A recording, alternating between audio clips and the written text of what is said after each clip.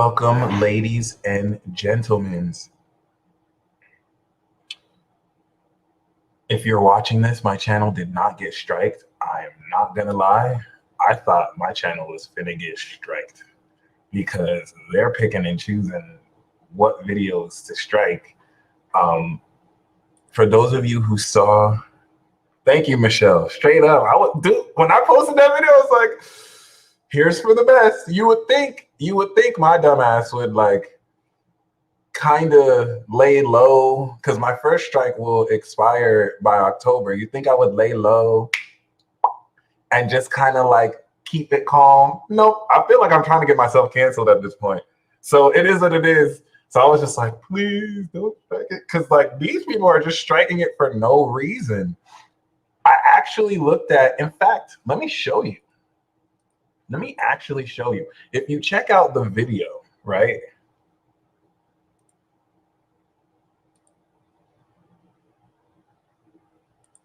If you check out the actual video that they striked, if you go on Instagram and check out pointing out logical inconsistencies, I just submitted the appeal because I read their medical misinformation protocol and I was like, wait a minute, at no point did I break this policy, okay? I heard the baby was trying to buy NBC. You need to stop it right now, okay? Stop it. That is hilarious, but stop it. So they're talking about this stupid medical misinformation policy. I'm sorry, I mean the C word. And YouTube doesn't allow content that poses serious risk of egregious harm.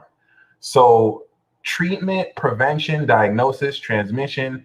This is basically saying don't post content on YouTube if it includes any of the following: home remedies, claims, hydroxychloroquine or whatever, prevention misinformation about ways to prevent it, basically talking about the C word. And then diagnostic misinformation, transmission misinformation, talking about if it's contagious or not. Only thing I can think of is asymptomatic spread, but I made a whole video saying asymptomatic spread is BS, and they didn't strike that. They didn't strike that. I have videos, the reality check recap, where I'm like, oh, this is a bioweapon. The election was stolen. They didn't strike that. So I was, you know what I'm saying? Denial that this exists. There's nowhere in the video where I did any of this. And if any of you want to actually check that video out and see if I missed anything, go ahead. The only reason why I'm very interested is that video made a lot of sense. Like I wasn't telling anybody, I wasn't necessarily telling anybody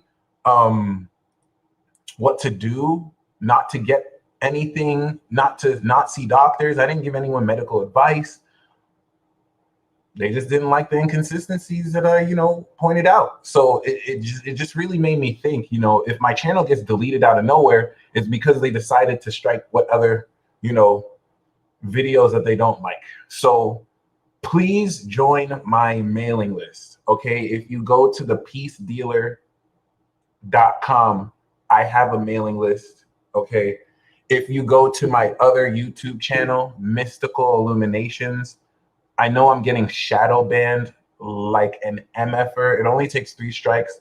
I have like 40,000 subscribers and like less than 10% of my subscribers watch my content.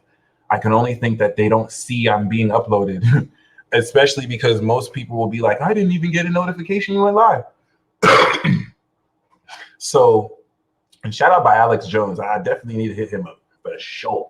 Mystical Illuminations. If you're not following that YouTube channel, please follow it. This is the channel where I have my team. All right. And I'll also feature on there too. It will serve as a backup channel in case this gets deleted. Okay. I've gone live in the week that this went down. Any of you who watch this video live, join my mailing list and subscribe to Mystical Illuminations. If you have Instagram, you can join the Peace Deal at the Peace Dealer or at Mystical Illuminations. But let me just be honest. Worst case scenario, they delete my channel. I will start again from scratch. Like, I have no problem starting again from 0 subscribers. In less than 2 years, I will have more. I know the formula now. I know what works. I got analytics. So like, YouTube, if you really want to play me, I got a flaming sword. Oh crap. Where is my sword? I have a flaming sword that I can stick up, so I'll be right back.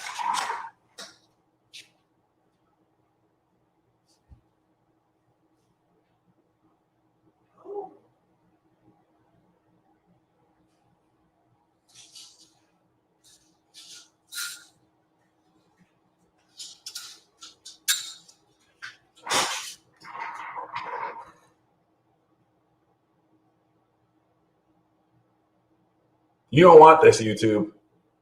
I will go to every exec. Okay, I don't want you to flag me for threats, but like, yes, I mean that metaphorically. Anyway, we're going to talk about Mars in Virgo. This honestly is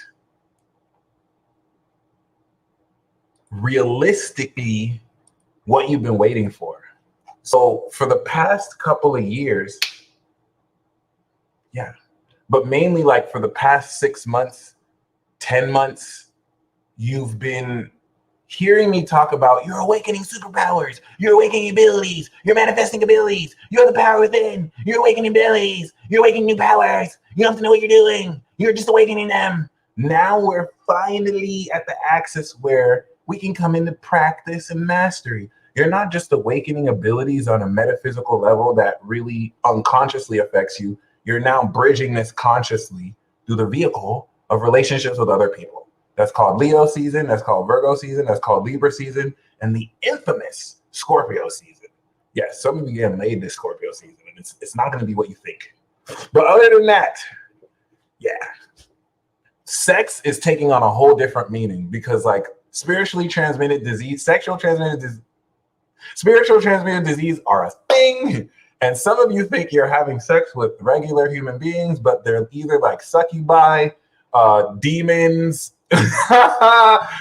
evil aliens. Okay. The best thing about this Virgo energy is that it is quintessential analysis.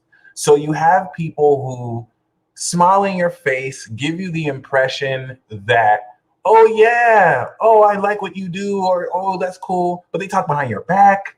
They're fake.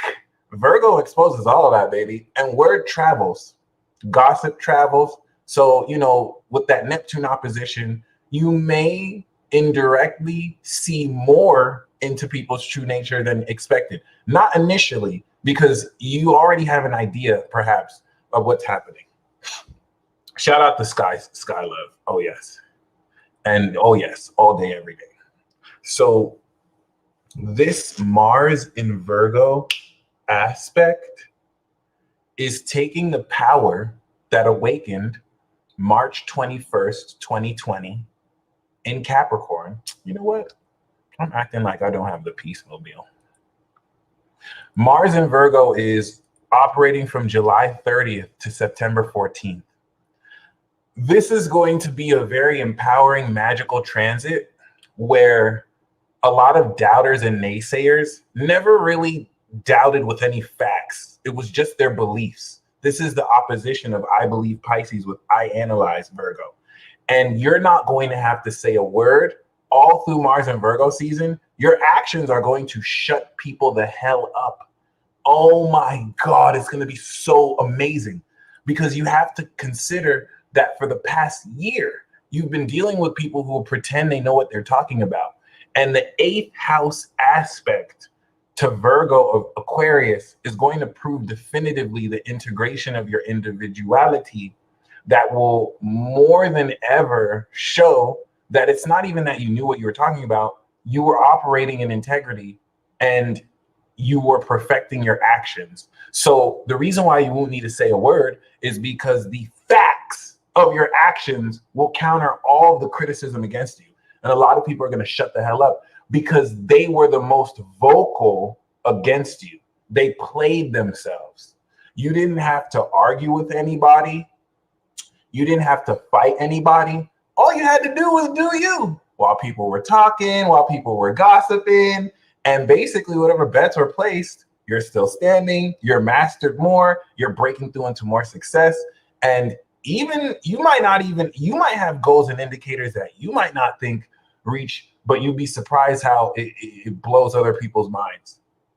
So once again, once we get into Virgo season, this is going to be the definitive integration and mastery of newly developed and awakened supernatural abilities. What's going to happen is in 17 years from now, when Saturn is in Leo, society as a whole will have mastered and integrated supernatural abilities in technology and also in social life. That's provided we don't kill each other through a nuclear holocaust, because, you know, Pluto Aquarius is a thing, and I don't know if a lot of people will make it through Saturn and Pisces. I'm just saying that right now. I don't want to be the bearer of bad news, but anyway, other than that, yeah, just to give you context to that, it's very important to really consider the element of karma. In order to talk about this Mars transit and any Virgo transits, we need to examine the collective karma of Saturn and Aquarius. The last time Saturn was in Aquarius, Pluto was in Scorpio. Now Pluto is in Capricorn. And the reason why this is important is the Pluto generations that are involved here are coming into their Saturn return. So if you're Pluto Scorpio, if you're Pluto Sag, and if you have children who are Pluto Capricorn, this pertains to you. We're going to go back in time. In order for me to talk about 17 years from now, let us go back in time to 1983, when Pluto entered Scorpio at the tail end of the year before it retrograded back into Libra. Pluto in Scorpio sponsors Saturn in Scorpio, Saturn in Sagittarius, Saturn in Capricorn, Saturn in Aquarius, and Saturn in Pisces. And this is just the brilliance. This is just the brilliance of the stars. Like, the planets talk shit to each other as they transit. All right. You see how, you know, where is it? You see how the sun is opposing Saturn? They're talking shit. Saturn's like, hey, fuck you, nigga. And the sun is like, no, screw you. I'm in my dignity and shit. Like, fuck you, blah, blah, blah, blah, blah. And we're seeing this play out with collective authority and protests socially. Right. And they come back around and whatever. And I'm of course, embellishing some things.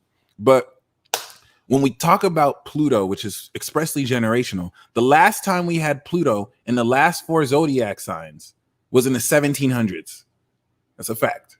And so the reason why it's important is not only are we coming back around a lifetime cycle, but when we talk about it in the last 4 signs, the last 4 zodiac signs are the God signs. They are the collective zodiac signs pertaining to everyone. So the children being born with Pluto Sag, Pluto Cap, Pluto Aqua, Pluto Pisces are coming into the advent of the new age.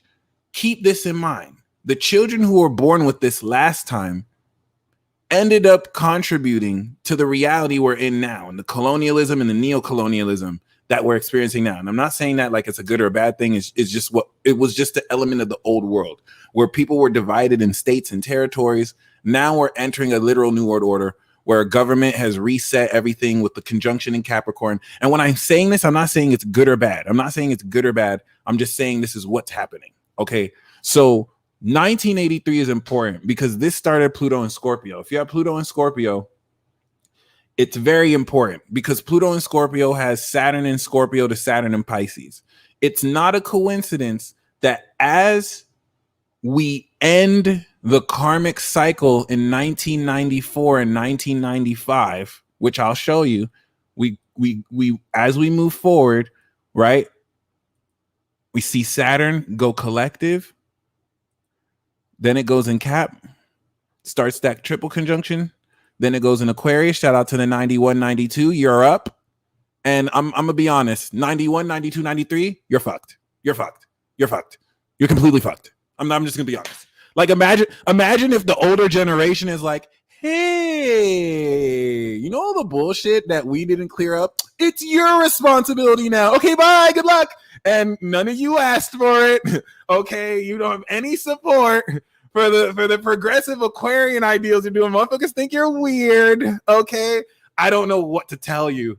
I don't know what y'all have it square Pluto. This is the most intense Saturn return. Y'all gonna bust your ass and not even get a thanks for it. People are gonna blame you for doing the right thing. I don't know what to tell you, especially 93. Y'all got the square at the end. Like, that sucks. Saturn square Pluto like that is like coming, it's like giving the world like a cure. And they're like, ew, fuck your cure. We don't want that. That's weird. And it's like, what? So a lot of y'all gonna feel betrayed. Like, was this work even worth it? But don't stop. If you're Saturn Aqua, you're one of the geniuses who you know, like Tesla, right? Geniuses who in their lifetime were not really acknowledged.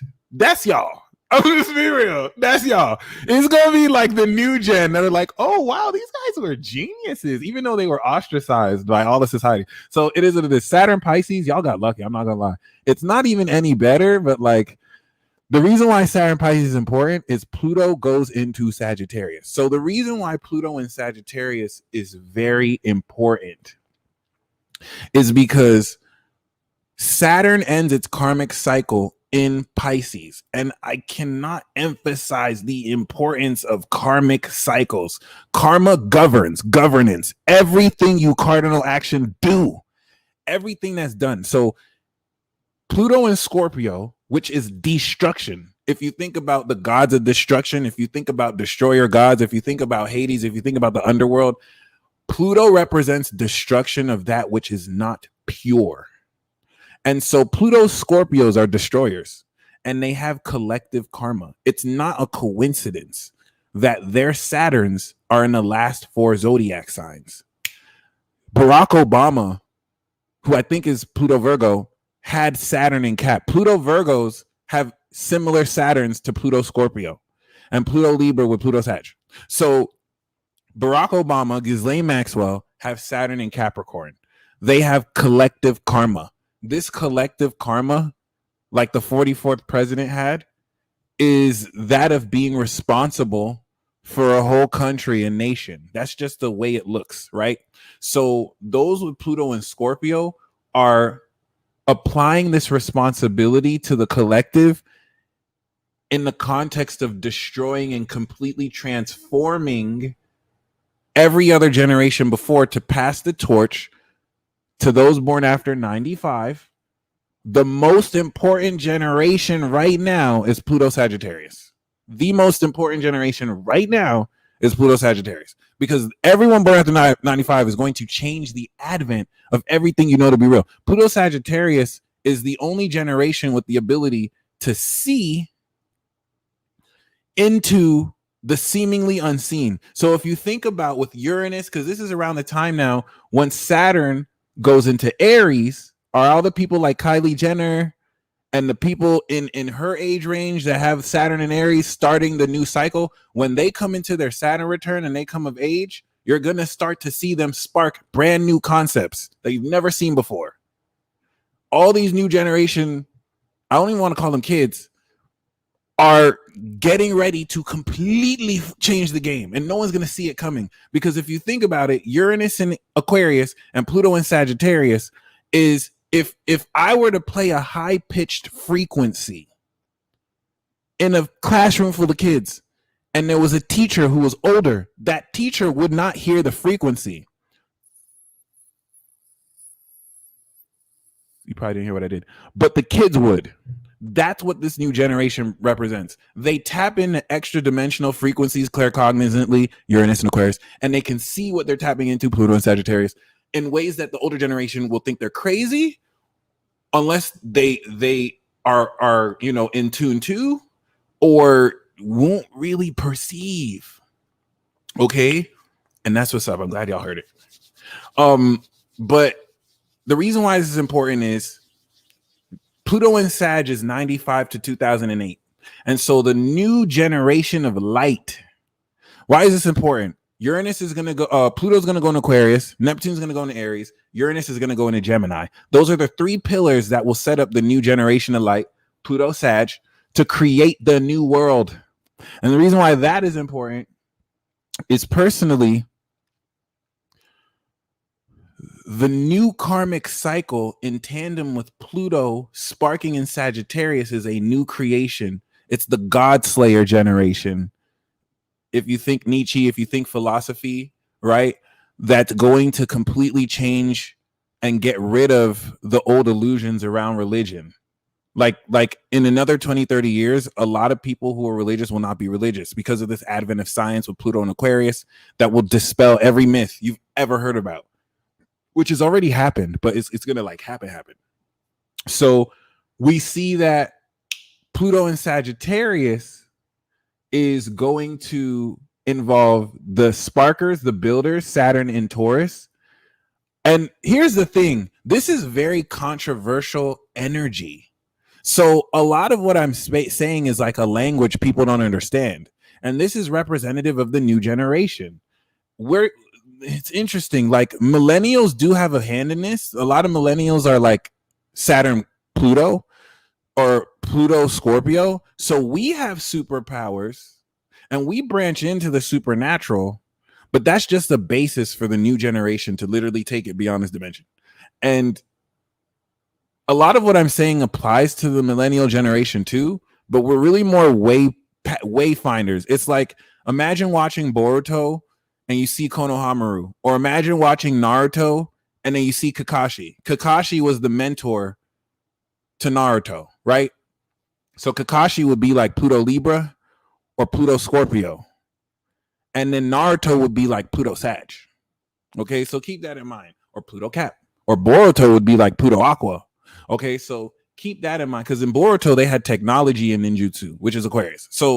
And Pisces. So keep that in mind, because personally, without getting too complex, and if we want to relate it with Dragon Ball Z, the last 4 zodiac signs is more so Dragon Ball Super, where we're bringing in the element of angels and destroyer gods and creator god, the Kaioshin. Okay, the Sagittarius is a Kaioshin, they're creators, whereas the destroyers will be more Scorpio and their attendants will be like Libra. But other than that, as you can see, we have Gemini here. And just don't be perturbed by people who can't understand the language. I don't want to be mean, but they're fucking stupid. So like you can get, and the only reason why I say they're fucking stupid is they refuse to open their mind to what they don't understand.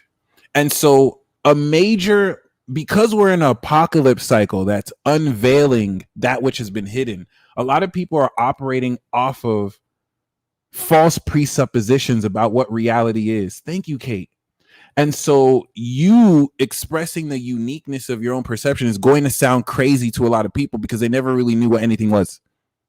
I don't know what else to say. So this is why Mars in Virgo is so important. You have been championing beliefs and ideas that may have been rejected by a majority of society.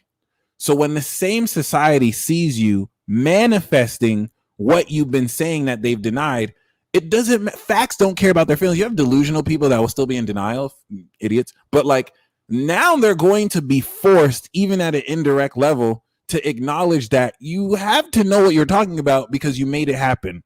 When basically indirectly or directly, you've been made to believe that what you believe is delusional, or will never work. And it's not like you're delusional, it's that you're dealing with literal idiots. And this is the reason why it's, a little bit misleading, because you have a lot of well-educated, productive citizens who are very well versed. They have master's degrees, PhDs, they have specialized knowledge, and I put that in quotes. People who are very eloquent, you know what I'm saying? Like They're knowledgeable in their field. They're upstanding fucking idiots. Like, even with all that intelligence, they're still fucking stupid, because even the smallest basic things, they won't enable themselves to open their mind to that which they may not accept. And that makes you an idiot. For example, the reason why many of you have opened up to what your natal chart is. I didn't know about my natal. Like, it's one thing to be ignorant, okay? I didn't know about my natal chart until 2013, until 2011, right? So if you don't know about your natal chart, let's use astrology, for example. If you don't know about your natal chart and you're introduced to this and you open your mind up to learn something you don't know, that doesn't make you an idiot. That actually makes you smart, right? And so you're allowing yourself to be wrong, or to at least, accept that you may be wrong about something you know. Just like you were able to accept the truth of your natal chart, so many other people were introduced to this information and discarded it like it was a piece of trash when it's gold. And that's why I will not hold my tongue by calling out whoever is being stupid, because people like to hide behind a veil of classism or prestige, or I have this certificate that was certified by a board of douches who think they're smarter than other experts. That's it. That is all popular opinion. That's it. It's not any real knowledge. So just like you saw the truth and accepted it and took time to learn it, other people saw the truth and rejected it. That's what makes them stupid. I'm not saying that. I'm not making fun of people who are ignorant. If you don't know, there's nothing wrong with that. Once you find out, you learn. That's beautiful. Instead of just shutting something down because you don't understand it and you don't want to admit that it's true in any way. You didn't even study it to prove it wrong. That's the literal definition of stupidity. And I'll never hold my tongue in admitting that. So once again, Pluto Sag, Saturn Gemini, then we have Saturn Cancer, then coming into 2008, by the time we step into Saturn Virgo, boom, Pluto Capricorn. Pluto Capricorn is going to produce some of the most powerful children ever. They're all super psychic. By the time they turn 20, they will rebel against all of you. If you have children with this Pluto, I don't know what to tell you. You might kick them out before then, and I know they're your precious babies right now. Wait till they hit their teens. Oh, good luck. You're gonna be questioning, why did I have this child? Why? This evil ass child, this evil ass devil child. He doesn't listen to what the fuck I say. And you listen, some of you listening to me already see it. You can't tell them what to do. They're rulers. Pluto and Capricorn, like, they already came into this world with so much power and psychic ability. Like, they're not even listening to you when they say things. Okay. And you'll see once they get in their teens, you can't tell them anything to do. Don't worry. They're not. Pluto Aquas are even more evil, but they haven't been born yet. So don't worry. Even though they'll be baby geniuses. Okay. The good news is they'll be able to direct themselves. But it's important because we see Pluto Capricorn brings the cycle back around from Saturn Virgo to present, where we're in Saturn Aquarius. Okay. And that's why I'm saying by the time Saturn is back in Leo, we're going to have Pluto in Aquarius.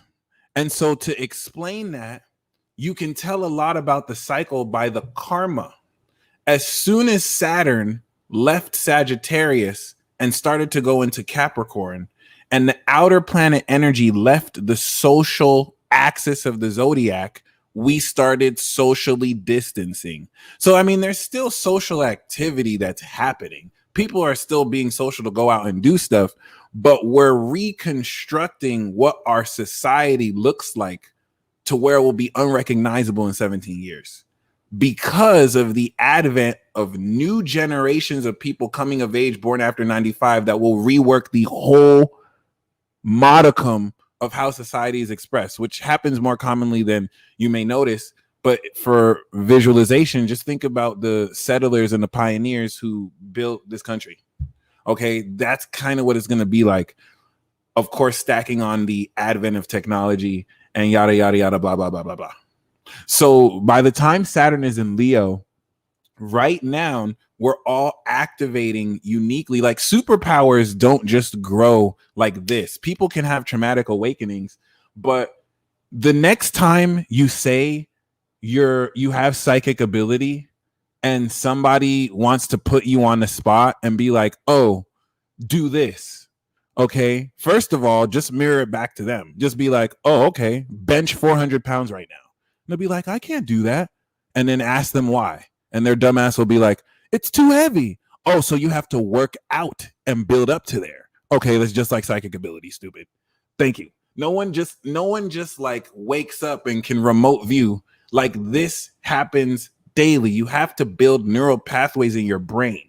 And that's important because the way children are taught to inductively and deductively reason and analyze information deliberately goes in the way of developing other supernatural abilities that they are taught doesn't exist, which is a lie.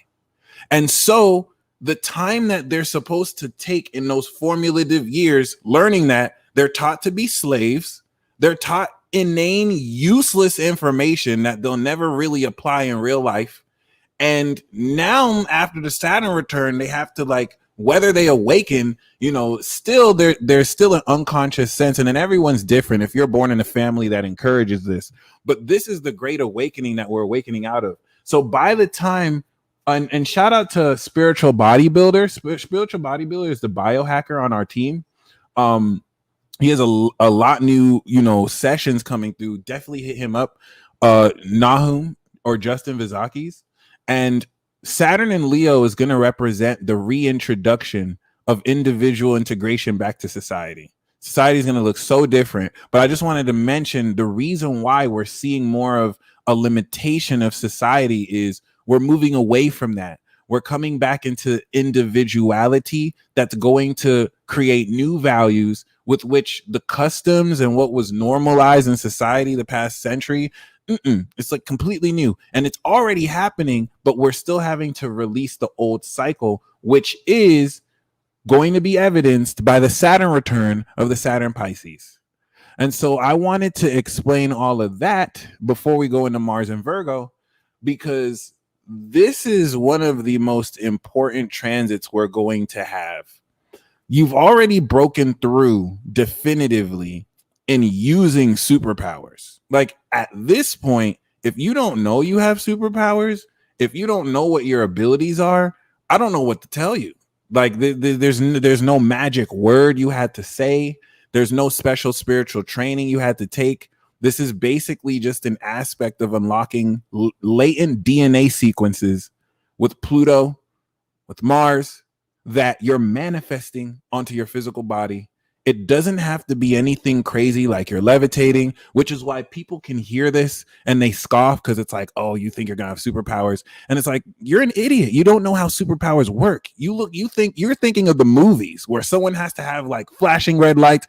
And really, real indicators of superpowers is you wake up earlier, you think faster, you work out more healthily. It starts with the little things. God is in the little things. So be very wary of people who expect big results from little seeds that you're growing. This is going to take a whole lifetime to flesh through and pass on in your genetic information to the next child. And yes, hit up Thomas Michael. If you need help unlocking, that is the plug. He is Pluto, Saturn, Moon, and Scorpio. He literally awaken your soul. Sun and Leo. He is legit.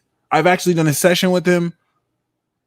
It really aided in awakening more of my abilities, which was generally unconscious for me. And a lot of this is going to be unconscious for you because you're having to break out of limiting beliefs that you've been lied to. I'm just be real. Like so many people have been lied to. So this is really you rediscovering your own individuality and making the decision, okay, to personally tap into your own uniqueness.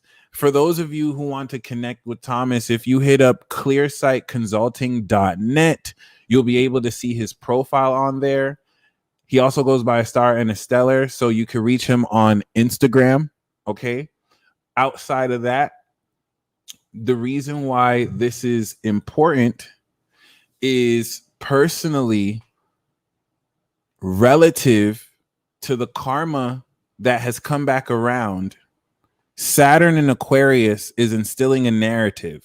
Virgo is analysis. The reason why Virgo is 8th house and transforms Aquarius is the only thing that can change knowledge. Knowledge is fixed, right?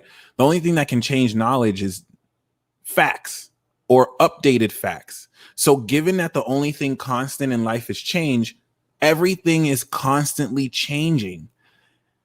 Just like science, you come into new discoveries that transforms the knowledge, right? Galileo and all the other renowned scientists, which is very misleading because you had other more exceptional scientists who've never, ever been documented in history, maybe because of their skin color or beliefs. But you know what I mean? This is where you're coming into analysis with the society around you that's going to show that relative to the knowledge compiled, there's new facts or unaccounted for details that will now have to transform what is established as knowledge out in the narrative and collective. All right. The collective is Aquarius, Pisces, Capricorn, Sag. So once again, this is very, very important because what this is doing is it's putting you in a profound position to definitively master, for the first time ever, new abilities. Y'all are going to feel like you're in a video game, especially because Virgo brings consistency, practicality, and order. So it should feel like your abilities have been expressing itself through you. And you're conscious of it after. Some of you are wizards and you already have a mastery of this control and you're stepping into a higher level. And I'm going to say this as extremely as possible. So these results don't have to be typical. Thank you. What is possible is so far beyond anything anyone's talking about. Facts. So here's the thing. If you've experienced your abilities, especially in that level, comment a fire sign emoji, because now Venus and Mars is preparing the way for the sun in Virgo that's going to align your awareness. And listen, you have to understand that you're interfacing with literal idiots who will rest on some collective sense of like clout from people who don't even know them that well, who can easily scoff at what you're doing when the whole time you're the one who's ahead of your time. You're the one who actually knows what you're talking about because you have real experience. For example, you will have no idea how many people, may believe that what I do is pseudoscientific, but they don't have the hour-long consultations that I have. They weren't with me shooting in the gym, just like you. They didn't have the real experiences of people being like, wow, there's no way you could have known that. Wow, this is amazing. You really helped me here. Right? All they know from the outside looking in is, oh, this person's on the internet talking about the stars. And that's what I'm saying. You instead of, shout out to Starry Ari, instead of, entertaining that, you just kept doing you. And now your work will show for itself and is going to shut the hell up. When I tell you it's going to shut the hell up out of these critics, it's because these people are going to try. And these people correlating to the opposition, outside influences, whether people, narratives, environments, that you have to remember a lot of what you're doing, people don't know what you're doing. They just have an idea of what you're doing. This is a fact. If you ask them, what is that person doing? I don't know. It's just some bullshit. So it's bullshit, but you don't know what they're doing. Like, this is how stupid people are. And so just fart on them. And so this is going to be such a huge breakthrough because just like Alyssa, your gifts are upgrading all this season. Remember, it's interfacing with this evolution of Jupiter. So the knowledge of how you integrate these and detailed analysis is going to give you a real perspective of how, Virgo, to use Capricorn your powers. In other words, By the time Mars finishes out of Virgo, your relationship with your abilities will go from more of an abstract understanding where you have synchronicities and experience these elements of your abilities to a real practical understanding. Okay. Retro Dre, I feel you, bro. I feel you, bro. And it's like they're only playing themselves.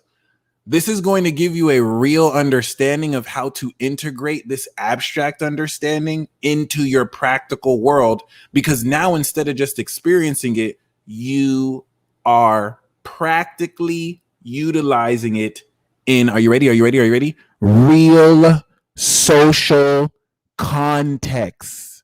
You are now stepping into a full-on contextualization of how to really ground supernatural ability into your real life, which is very wild because you have been doing this since you were born. But now you're integrating a newly defined sense of these abilities because since you were born, you have awakened considerably. Your vessel has grown to harness more of your power, which as a baby you couldn't, because you had to blossom this through the Saturn return. And as a crew, all right, if you're Mystical Illuminations gang, if you're $1 billion vibe tribe, if you're an individual that values yourself, okay, don't argue with these fools anymore. Just ask them 3 questions. What is your moon sign? Do you know what a Saturn return is? I swear to God. What is your moon sign? Do you know what a Saturn return is? Okay. And what does Uranus in astrology mean? If they cannot answer any of those 3 questions, just assume that they're brain dead, that they're stupid. And you have to do this. Like, you have to put your foot down here. Because if you didn't know how to read, if you didn't know how to write, people would make fun of you and call you illiterate. And these same people don't know what their moon sign is, which is even worse. You don't even know who you are at the core. Okay. So like, that's it. You don't even have to argue with people. The moment someone is trying to like argue and act like you don't know what you're saying, just be like, wait. Do you know what your progressed moon sign is? Stop wasting my time. Do you even know what sign Saturn return? Stop wasting my time. And like, you will save so much time doing this. Okay. Thank you. Shout out to St. Valentine. So the reason why this is so very important is many of you are going to break through for the first time with, especially with the trine of Uranus, with actually Virgo is now breaking in the process of controlling this. Okay. Because after this Virgo energy, you're going to step into Libra, the second boss battle, where you're using your superpowers with other people. That's basically it. This is why Libra is the second most powerful zodiac sign. And it's going to be fun as hell. Because now you're going to be exploring the potential of greater consciousness with other people in a way that's not just abstract, in a way that you're not just guessing. The reason why it had to be abstract before is because spirit had to introduce concepts to your mind that before then you weren't aware of. So spirit through you couldn't just teach you abilities because you didn't have the concept to understand it. Most of you, which were blinded by religion, scientific dogma, and toxic environments that would not allow you to flourish. So you had to be uprooted from that, rooted in a non-toxic environment, watered, nurtured, awakened, introduce these concepts. And now for the first time, it doesn't have to be abstract. Now you know these concepts. Now you're finding ways to integrate them into your real life.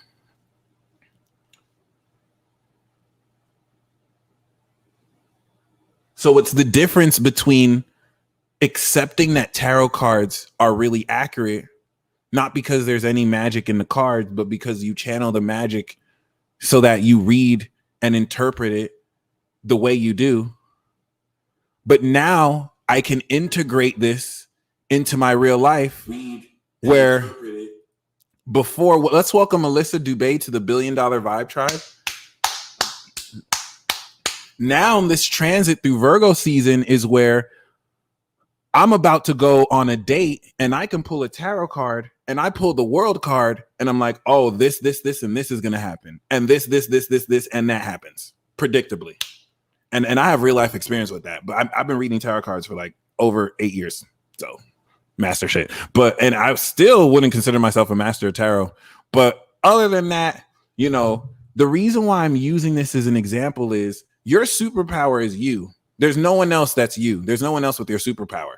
So you are integrating your own uniqueness into the contextualization of social activity where you now bring into reality from literally nothing or the astral realm of imagination this new way of living. Okay. Barty asks, what's the most powerful zodiac sign if Libra is second? Lil Wayne, a Libra sun, I'm sure he's progressing to Scorpio, with moon in Aquarius, said a line in Benny the Butcher's song Timeless. I recommend you all listen to that. I'm higher than everyone but almighty. That's actually a reference to Lucifer, who the sun's in his fall in Libra. I don't know if that's what he wrote it as, but you know, that's representative of Libra being the second most powerful cardinal sign next to Capricorn, the almighty power, the all power, the collective power. Capricorn's the most powerful sign, then Libra, then Cancer, then Aries. And Aries is powerful as fuck. Aries is the power of the individual. So like all four of them are super powerful. It's not that Aries is like the least powerful. They're all up there. Like they're more powerful than the fixed, and the fixed signs are stronger than the cardinal signs, but the cardinal is power. The fixed is strength, and then mutable is magic. Mutable signs are the weakest zodiac signs, but what they sacrifice in power and strength, they make up for in magic.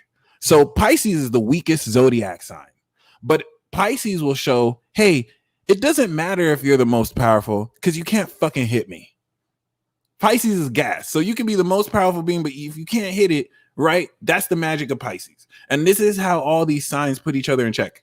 So once again, the controversial element to this, especially with the trine of Uranus and Taurus, is manifesting and bridging aspects with the Uranian quality of what you're manifesting about your individuality, which no one knows except you and the Father in heaven.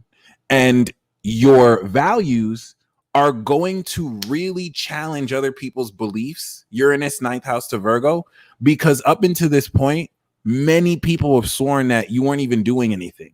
And that was just a denial and delusion that they made themselves believe. But and this is why I love Virgo.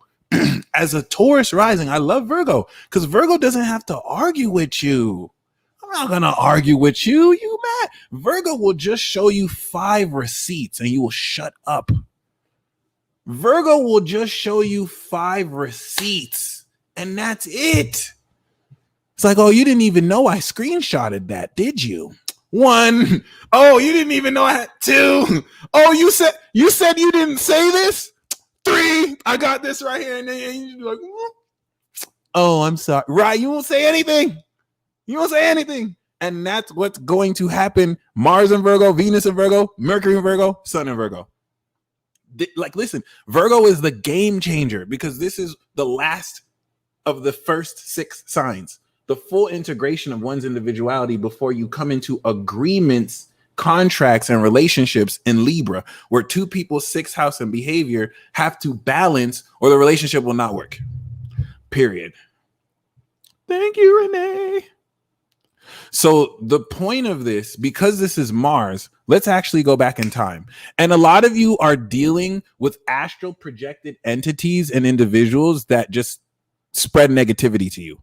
And so your conscious critical mind will be like, but why would anyone take time out of their day to just spend time doing this? You have no idea how evil people are. And you have no idea how the light of your own consciousness irritates the darkness of others' souls. And so you're thinking with a pure mindset. You're thinking, I would never do this. But you're forgetting that many people aren't as pure as you.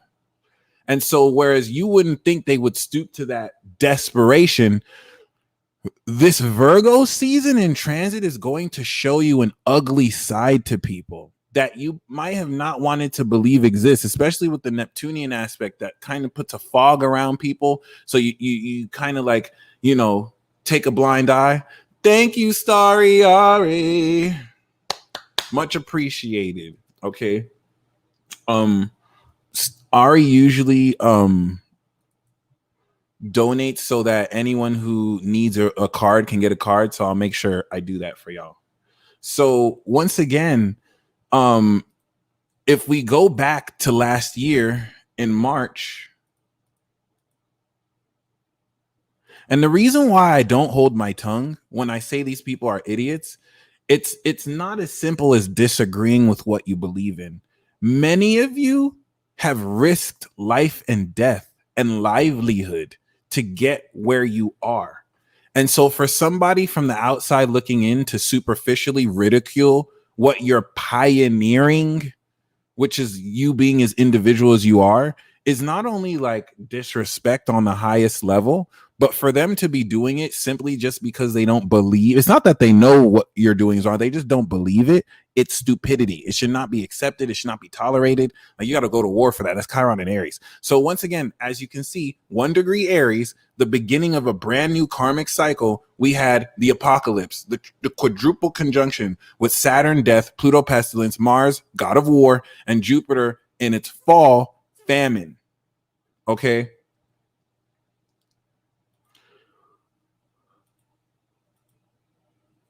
Mars on Pluto was the beginning of awakening power. And this is why is this important? Mars is in Virgo now. So since 2020, Mars has not made it back to Capricorn. If you remember, I made a video last year about the parable of the talents and the master who gives talents. When Mars comes back into Aquarius 2022, the master is going to come back. What did you do April of 2020 up until now? And how are you multiplying the talents that were given? Because now that Mars is in Virgo, we're coming back around. This is where you're mastering what you've developed so that when it comes back around, you start a brand new cycle on a higher level and you can be trusted with more because you worked hard with what you got. And this is where, because so many dark vibrant, and this is because we're dealing with an invisible force. People who have Neptune oppositions in their chart, or Virgo suns who have this Neptune in Pisces. A lot of people don't know Virgo sun, Virgo rising. They're battling progressed Virgo sun from Leo and Cancer. A lot of them are battling invisible forces. Neptune is invisible. It's transdimensional. It's not physical. Neptune is extra dimensional. It's imaginative. That's why it rules psychic ability. That's why it rules outside of the Saturnian construct of what's considered acceptable. Uranus is seen as crazy, even though it's innovation, and Neptune is seen as strange, even though it's literal divinity. And so this is where Pisces moons, Neptune suns, Pisces suns, it's easy for them to tap into this extra dimensional realm. It's hard for them to ground it and speak human because it's not meant to be grounded in words. That's what Gemini's for. So you really, really, really want to be mindful, because moving forward, what this is going to realistically bring into form is, with the awakening of Mars and Pluto, this was the supernatural reset awakening of power, where Mars represents desire, it represents action, it represents power. The sun is like the vitality and the conscious electric spark, but Mars is the actual action and direction.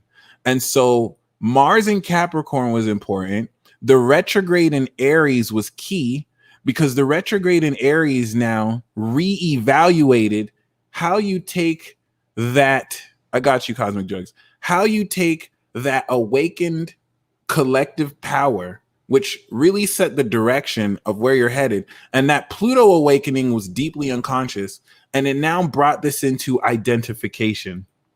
Hilarious. In Aries, this is what sparked at an individual level collective power. So Mars in Capricorn was everyone getting awakened. Once it went into Aries, it had to reevaluate how you take action because it's sparking individual power. And the way you used to do things, you don't have to do it anymore because you sparked superpowers. Now, and why is that important? Everything from Aries that sparked has now made it to Virgo. This is you realigning the nature of how you take action relative to newly awakened power. And Mars in Virgo is the first time. So I'm basically giving you context for why this is newly awakened power. And since that has happened since 2020, this is, by the time Mars is out in Virgo, you're coming into repetition. For example, I have an app on this phone that's with tarot, and like I'm able to focus now.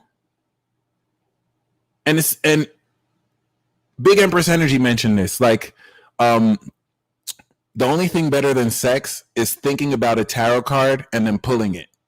Which I'm glad I'm not the only one. Like, that's evidence of causal ability. So that's incorporating the causal realm of intertwining your thoughts with this materiality. Remember, everything that I'm saying, fake scientists that push this materialist reductionist bullshit will tell you I'm a pseudoscientist. I'm sorry.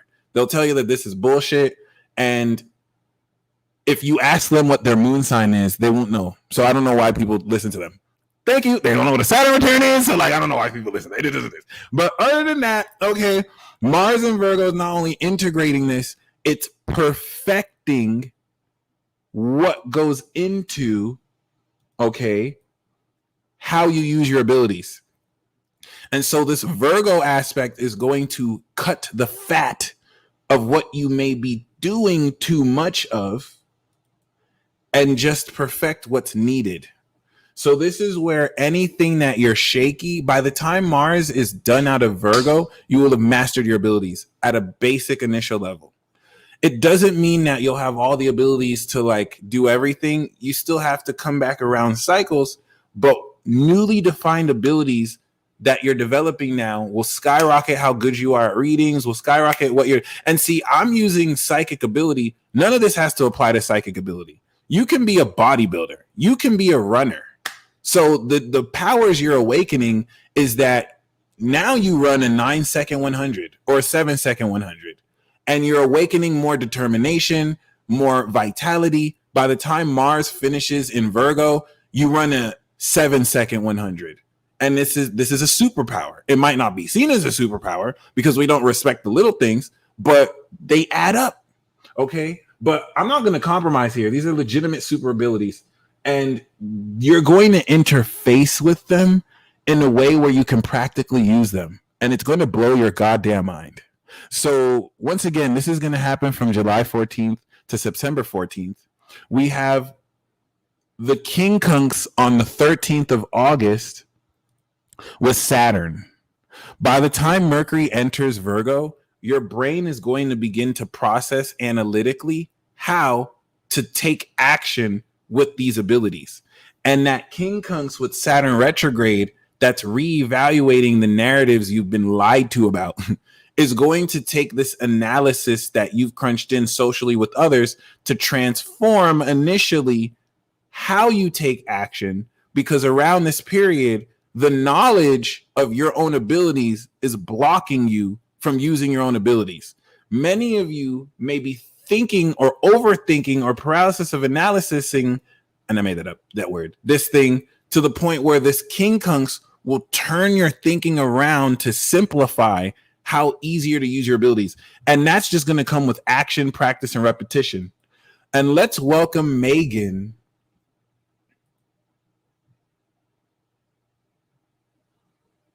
to the $1 Billion Vibe Tribe.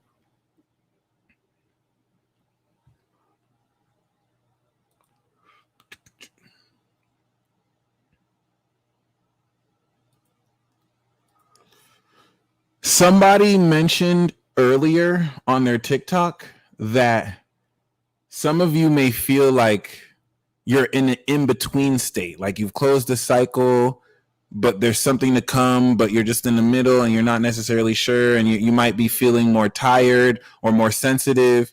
I don't necessarily acknowledge the Lionsgate because I don't really know much about it, but I don't doubt it. I won't necessarily say it's not real. So she had mentioned the Lionsgate is going to be crossing over into another timeline. And a lot of you are in the process of feeling yourself shift timelines. That's not something I want to really talk too much about because a lot of that will sound hypothetical and it's something that you'll really just experience in your own unique way.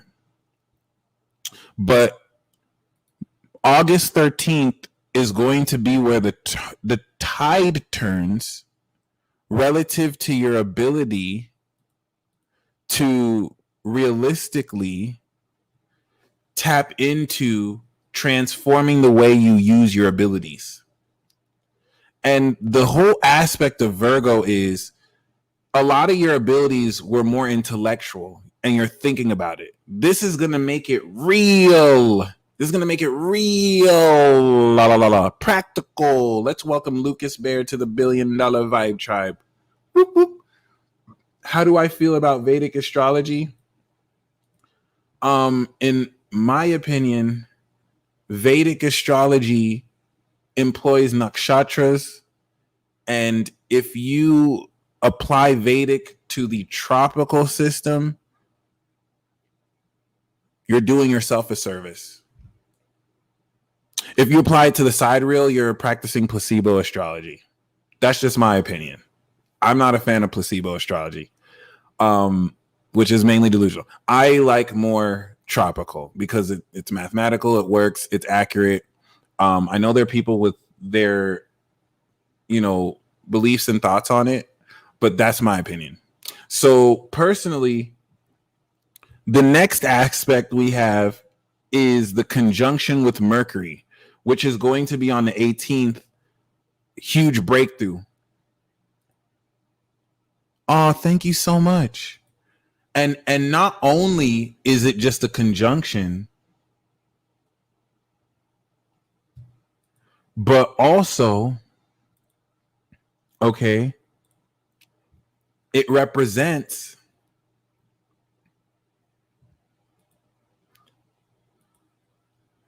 the definitive breakthrough of being able to not only begin a new cycle here in Virgo, but to align your mind and brain's processing of analysis and breaking down what you're doing to now inspire new techniques. Because Gemini and third house are skills, Virgo and sixth house are techniques.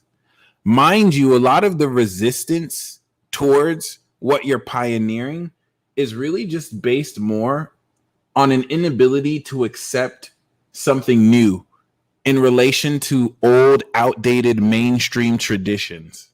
So it's really just because what you're doing isn't mainstream. Similar to Bitcoin, which was 12 cents and people didn't invest in it until it was too late. Unvaccinated sperm. So other than that, this is going to now, by the 18th, everything from the 12th leading up to the 18th is a gradual alignment of understanding more and more how to align these abilities with a new way of thinking and expressing this. Then we have the 21st, where we're going to have the trine to Uranus retrograde. And this is going to very rapidly innovate and build on everything that you set up in this vein so that you're in a position to completely apply unconventionality, but ground in Taurus the higher meaning of how you personally tap into these abilities. Once we step past the second decan, this is going to step more into the outer planets where Mars will start to oppose Neptune and trine Pluto. That is going to happen September 2nd and September 5th. The 2nd is the opposition and the 5th is the trine. So basically, everything for the first 2 decans,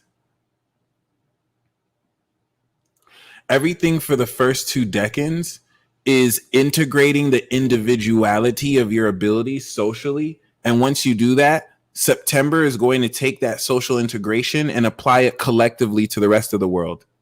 So it's like You're taking everything you've learned since last year about yourself, you're bringing it all together, you're applying it and practicing it with other people socially, and then after you master it, you're taking it to the world, literally through Libra season. But here's the thing. One of the major difficulties of this transit are the beliefs. See, Pisces is a belief. That's why Virgo has to oppose it, because it's like, hey, you believe it, but is it real? I know it's your dream, but is it real? I know you want to be the best singer ever, but you suck at singing. How are you going to do that? Virgo asks how. How are you going to do that? You can't sing. Like, you make my ears bleed. I'm not trying to kill your dreams, but you're going to have to give me some, detail. So, like, this is where you have to be realistic. And more importantly, you interfacing with collective beliefs against what you're pioneering here with the Uranus trine to this Virgo energy is going to challenge considerably how well you face critique. Because critique is Virgo, but disbelief is the shadow of Pisces. How well you face disbelief. This isn't like baseless critique where people are just throwing out miscellaneous facts and twisting the meaning. These are delusional people, okay, who think that they know what they're saying when they just believe that you don't know what you're talking about. And so all through this Virgo season, you want to make sure that you want to make sure that you're not taking serious people who just believe instead of know. It's different when someone knows that you don't know what you're saying. If they believe they don't know what you're saying, they're not saying anything. I hope that makes sense. Only because you actually have real data, especially for those of you who are pioneering new modalities in counseling. You have actual analysis, records, logs, real data and information about how what you're doing is real. It's not pseudoscientific. It's not made up. And the people who believe this have not invested any amount of hours in practice. It's one thing to be, for example, an astrologer. It's one thing to be an astrologer who reads on the internet or reads books about what the planets are. It's another thing to be a practicing astrologer who actually counsels people, reads charts, is in the field.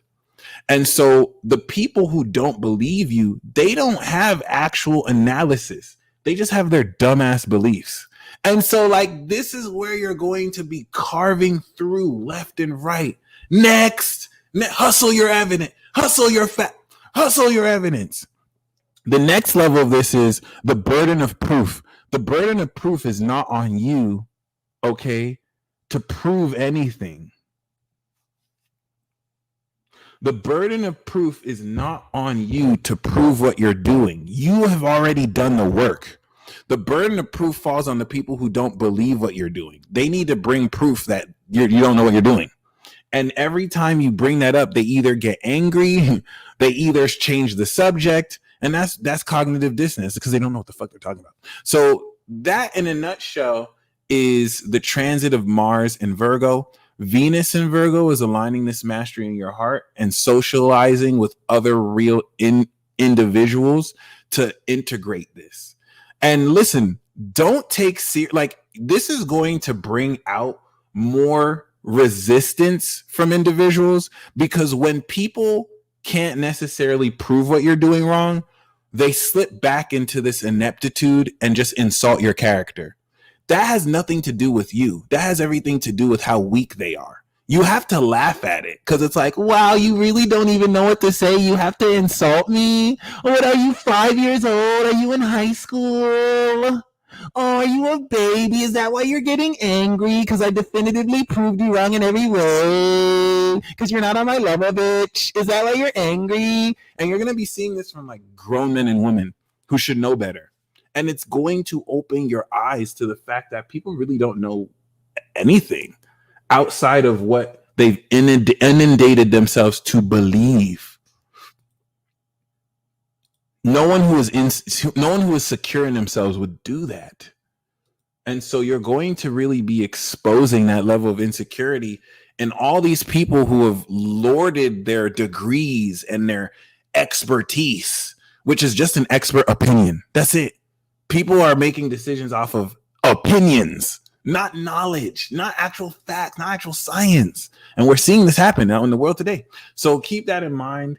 The main lesson of the sun going through Virgo is going to realistically master the technique of how you integrate these superpowers that Mars is having you through repetition take action on. So you're going to come. So once we step into that King Tungsten Saturn, this is going to be the process of you breaking through a way to do something and repeating it every day. Boom, boom, boom, boom, boom, boom, boom, boom, boom, boom, boom, boom. Practice makes perfect. Boom, you perfected it. But you also want to be mindful, because in what might be blind to you is the further intimidation of people who look and be like, wow, this person actually is who they say they're about. They may not consciously admit that, but basically the personal nature of how realistically a lot of what you have been standing for is bearing fruit will not really give any leeway moving forward for people to really deny what they initially felt was bullshit. And this is like a decade-long conflict that you're coming through and breaking through forever.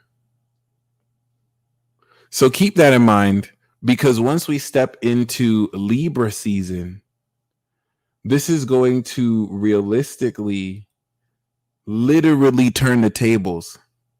And this has everything to do with ending this karmic cycle and stepping into the new karmic cycle.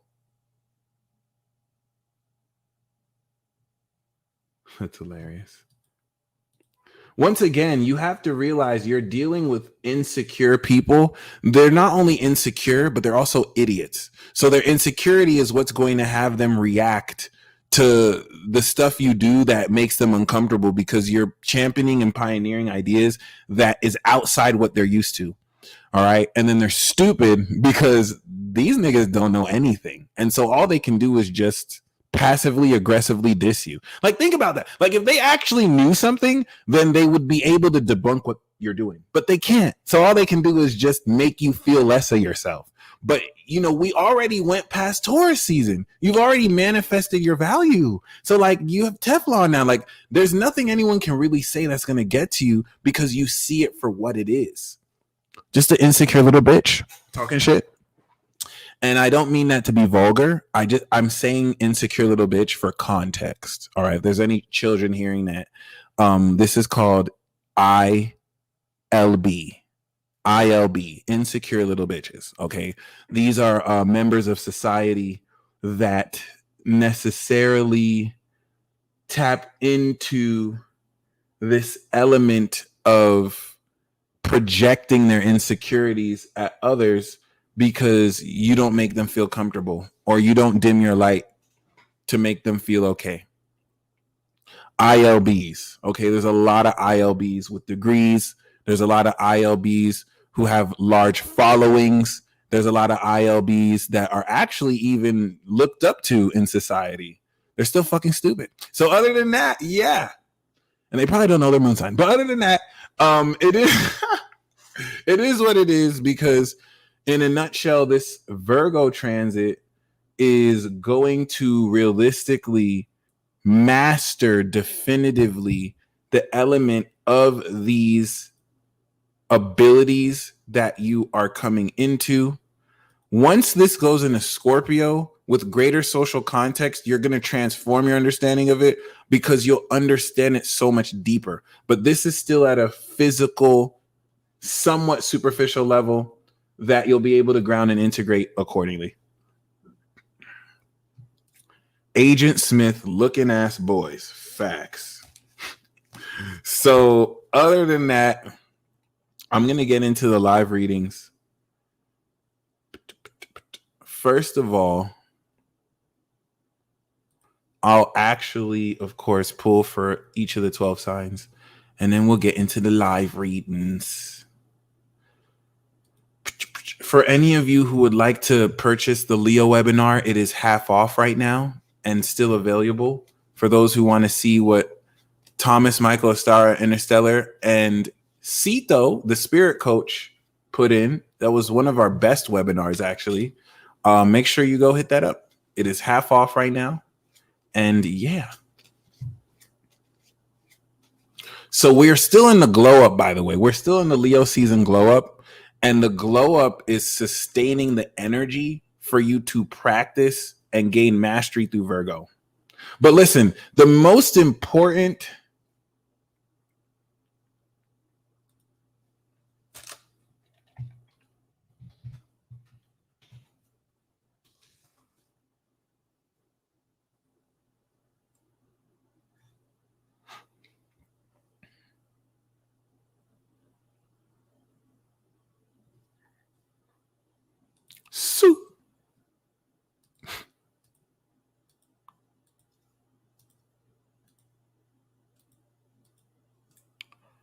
And God said, let there be lights in the vault of the sky to separate the day from the night, and let them serve as signs, transits, to mark sacred times and days and years. And let them be lights in the vaults of the sky to give light on the earth. And it was so. Okay. God made two great lights, the greater light to govern the day and the lesser night to govern the night. He also made the stars. Lewd. God set them in the vault of the sky to give light to the earth, to govern the day and the night, and to separate the light from darkness. And God saw it was good. And there was evening and there was morning. So every Christian or every religious figure that talks down on astrology does not talk down on it on an intellectual basis. It's pure superstition. It's pure belief. They will never give you facts, because if they want to talk facts, God literally says in the first book of the Bible that astrology was good. This correlation with astrology and demons, that's made like people made up that doctrine. It was people didn't even believe that back then. Astrology and Christianity went hand in hand. It's only until realistically, like with the canonization and the Nicene Council and all that stuff, that we started to see this, rhetoric pop up. But if we're talking about astrology, that is literally signs to mark sacred times, days, and years. This is why astrologers found Jesus, because God saw that it was good. So like, you cannot take anyone but listen, thank you. Don't take my word for it. Anyone who thinks it's evil, listen to ask them why and be prepared to laugh, because they will never give you they will never give you a real reason. They'll just give you what they believe. So it is what it is. If we actually move forward now, and shout out to the person who asked that, Genesis 1:14 to like 17. This Virgo transit is going to prove to you that little to nobody knows anything that they're talking about. They just believe. And that's adorable, but we're not in the age of Pisces anymore. So you gotta know now. It's the age of Aquarius. We got internet. So Aries moon, Aries rising. All right. We have the Page of Cups. You're going to learn new intuitive abilities, and it's going to be a new feeling. This can even be inspired by new emotions you have romantically with other people. But tapping into a new way to feel will tap you into new intuitive abilities that you'll perfect. Taurus moon, Taurus rising.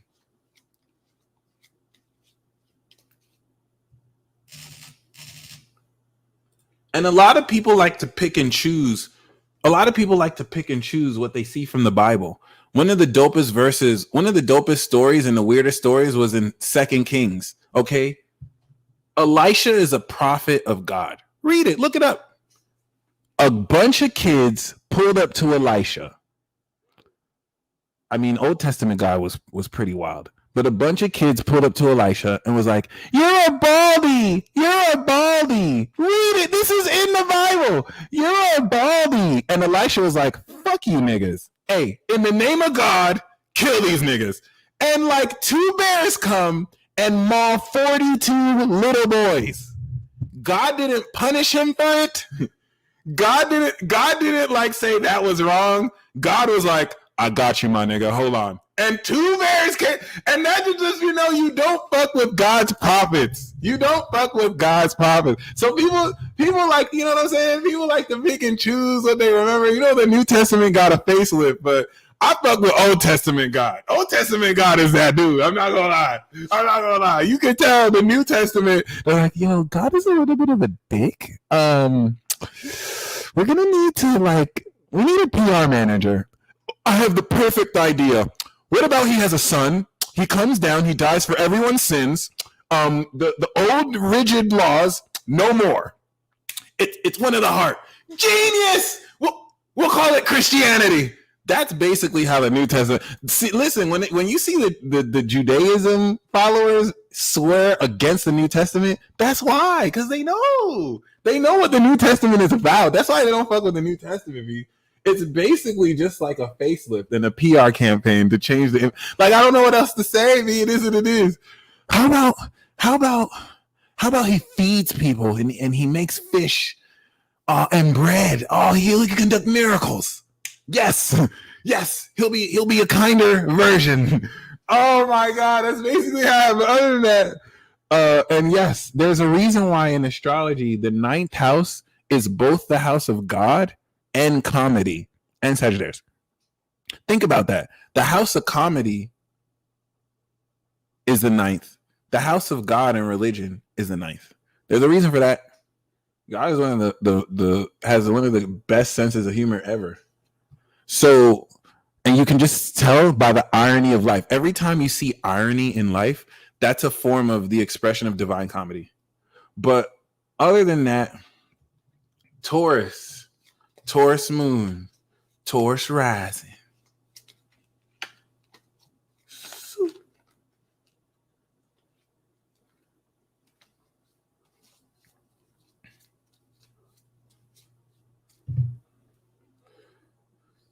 Page of Swords. So Aries got the Page of Cups. Taurus, you're going to take more of an intellectual approach, and it's almost like you're starting from scratch. You're taking your supernatural abilities, right? And you're thinking about them in a brand new way. It's like learning a language in a brand new way to speak it. So it's like you may already know elements of this, but you're going to start from scratch in the way you come into it. Page of Swords is also like being spied on by law enforcement. So good luck. But to be honest, this is mainly talking about coming into the truth, maybe from someone younger than you. And it's a new way to think about how you manifest your abilities.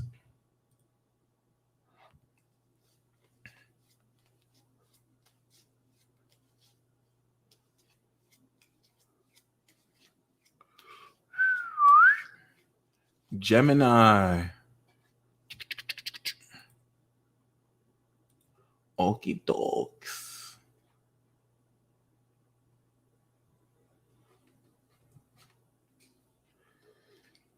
Gemini, we have the 8 of Wands.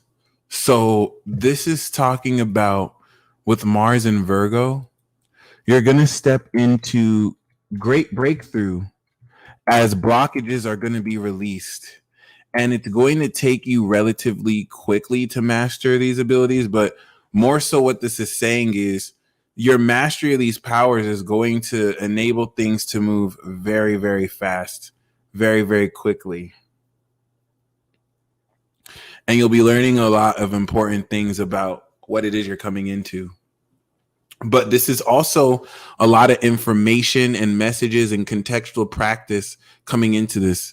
With the 8 of Wands, it's also a sense of falling in love quickly. So it could be falling in love with what you're actually, mastering. And the way I really interpret this is more so of the process of you mastering this happening near instantly. It's going to be very quick. You're going to go from 0 to 100 real quick. So Gemini, if things have been pretty slow for you, mastering this change of how you analyze and think about this will speed things up. And Teal Swan said something about this. Don't take action until you have aligned with your resistance. And in waiting to align with your resistance, you're going to feel like other people are moving faster than you. But once you align with that resistance, things that would take people longer, you'll do in a fraction of a time. And that's really what this 8 of Wands is showing. So Cancer, Cancer Moon, Cancer Rising. Whoop. We have the 2 of Pentacles. You're manifesting infinity. This is talking about practice makes perfect. So Cancer, you're going to get the ball rolling. This is after the Ace of Pentacles. So this is saying to stay productive. This is saying to stay industrious. And the more hands-on with the abilities you're mastering, the more you're going to multiply your income and the results of this. This is a Jupiter in Capricorn. So this is beautiful. That's really, don't sleep on the 2 of Pentacles, because everyone starts from somewhere, and this is going to have you really control more directly how personally you step into this.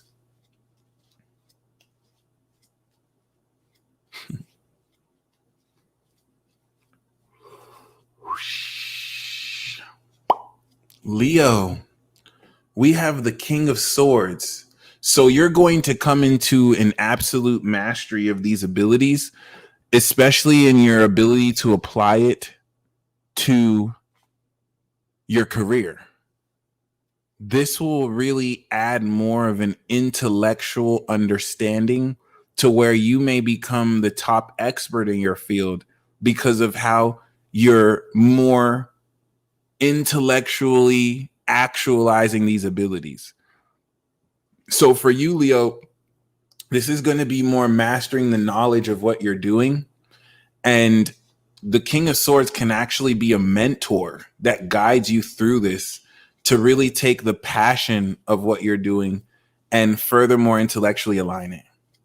And listen, y'all, before you had to really be mindful of these spiritual attacks, but because you've manifested your authority and because you've manifested through Taurus season and Cancer season a lot of your power, you don't really have to like entertain it anymore. Like, you've done the work. You've actually set into your behavior the mindset to respond to such vibrations.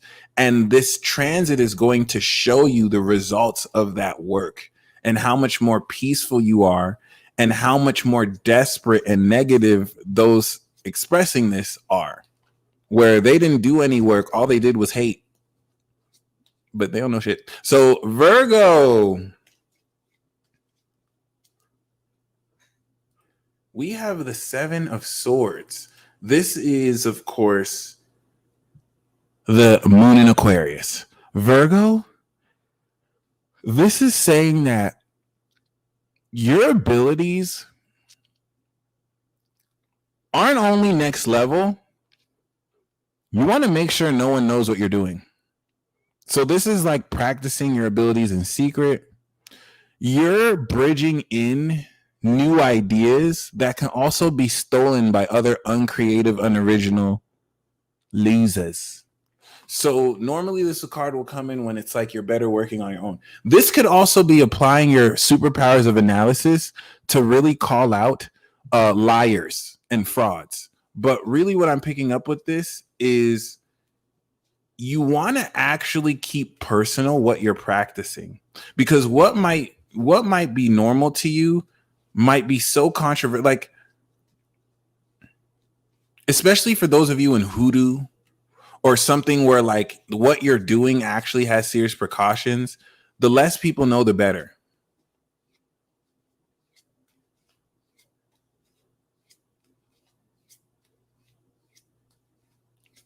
Libra, we have the 3 of Cups. This is so Libra.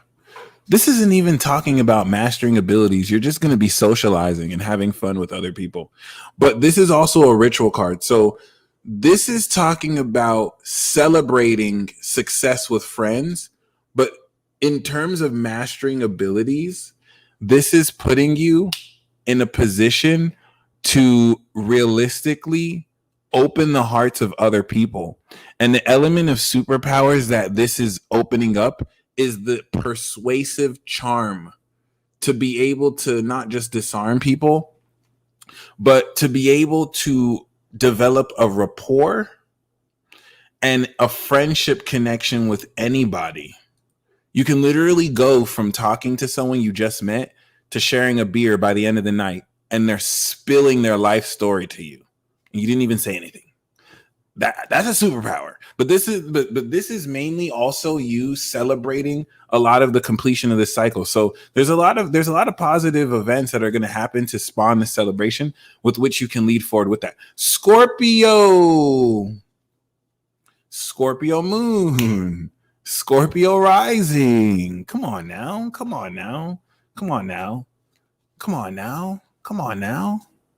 They don't want smoke. They don't want smoke. Yo, 7 of Wands, Scorpio, put your foot down, because you have a lot of people who think that they know what they're talking. Scorpio, you have a lot of people who feel like they know better than you, and you can destroy their life with one receipt. They don't even know you got a receipt. You have a lot of people who think they know what they're talking about. They don't. They're just spouting popular expert opinion from some other bumblefuck. And so this is saying that whether you feel outnumbered by people who are more qualified than you and have higher degrees, you're the one with the advantage. And you cannot back down, because you actually have wisdom to back up the value of your experience. 7 of Wands is a victory card. It's Mars and Leo. So as long as you don't back down, you're not going to lose. Just like President Trump, who did not concede and never lost the election. So Sagittarius, we have the 9 of Swords. You're going to be clearing anxiety. Sagittarius, you're at the God level. So the last 4 zodiac signs, you're not really developing superpowers. You kind of were born with them, or at least a higher awareness of how to integrate them at a much younger age, because the last 4 zodiac signs, y'all are like adults as children. Like Sagittarius is like the age of 50 and 60. So y'all were like 13 with the spirit of like 50-year-olds, like late 50s. Like you've already had like your second marriage, and you've traveled around the world, and you have stories to tell people. Like that's the type of vibration these people have. So the 9 of Swords is you're clearing the anxiety around mental blocks getting in the way of your abilities.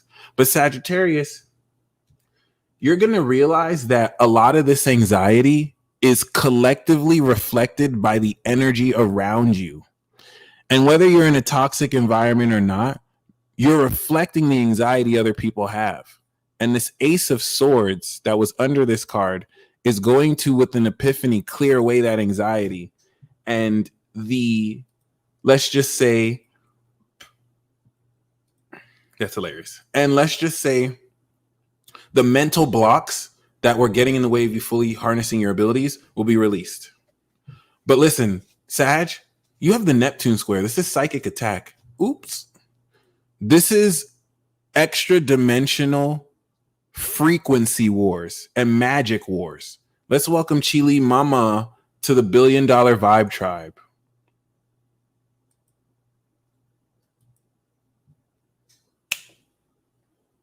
Capricorn. See, a lot of people think that you need them to take you seriously. And a transit like this is going to be like, look, you don't have to believe what I'm saying. You can suck my dick. Like, that offer is open. Like, you don't ever have to believe what I'm saying. You can think for the rest of my life that I'm a fraud. The truth is still going to be the truth, and you can still suck my dick. And that's going to it's going to surprise people, where they realize more and more that you don't rely on their acceptance and you're standing more on your own. Capricorn, we have the Knight of Cups. Okay. The Knight of Cups, which is an extension of what Aries got, is you intertwining the utilization of your abilities with artistic expressions of the heart. So you're not going to be thinking about this intellectually as much as you're going to be finding more creatively imaginative ways to, through your heart, express your abilities. You're not necessarily going to be like, okay, I'm going to do this, I'm going to do that. You're going to go with the flow, and you're literally going to follow your heart here. So, boom. Aquarius.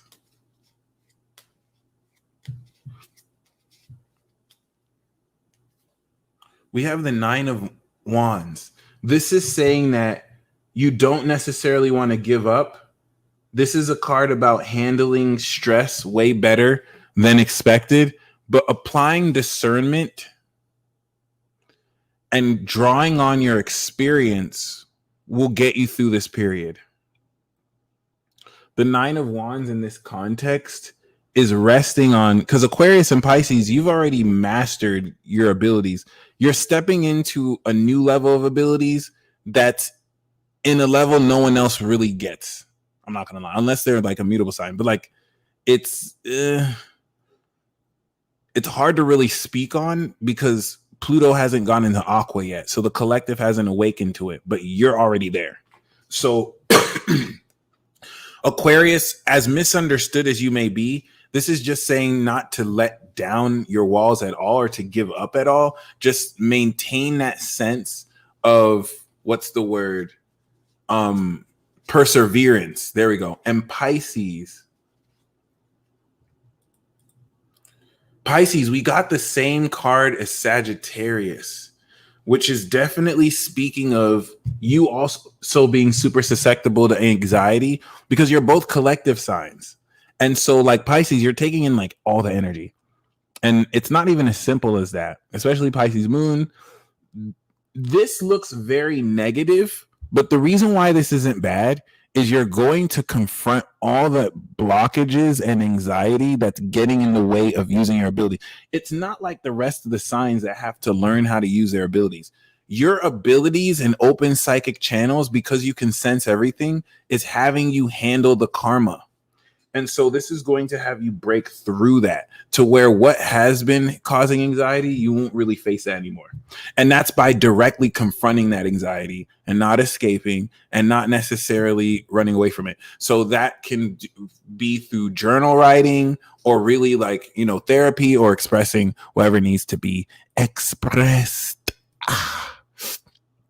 All right. So now I'm going to get into the live readings. So,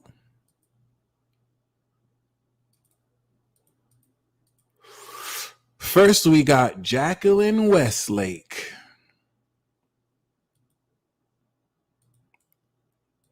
Because we're entering into the social axis, this is not like the last decade. The last decade, you were dealing with people who undermined you because they didn't understand what you're doing.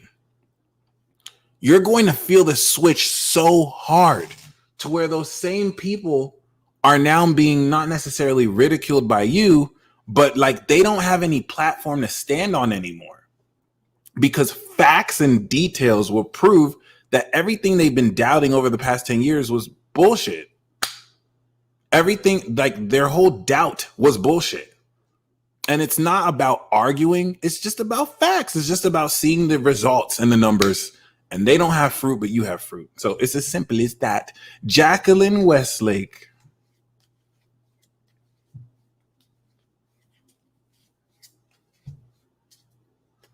Thank you, It's a Vibe. We have the Moon card.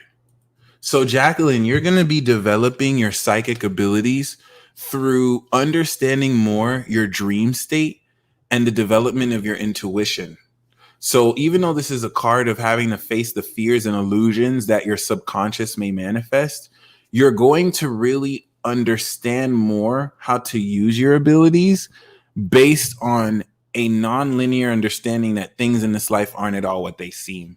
So the Moon card is going to develop your psychic ability and your understanding of the occult through this transit.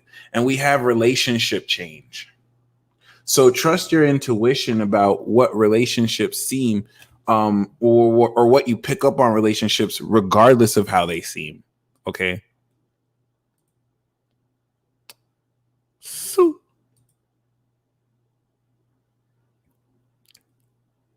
thank you, Dominique. Nice.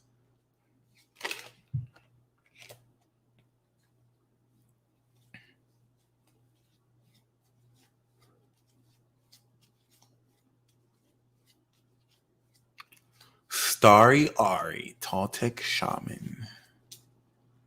We got the Six of Wands. You're coming into great reward and public opinion for the work you've been doing. Maybe this could be a paper you write. Maybe this could be a project you do. Okay.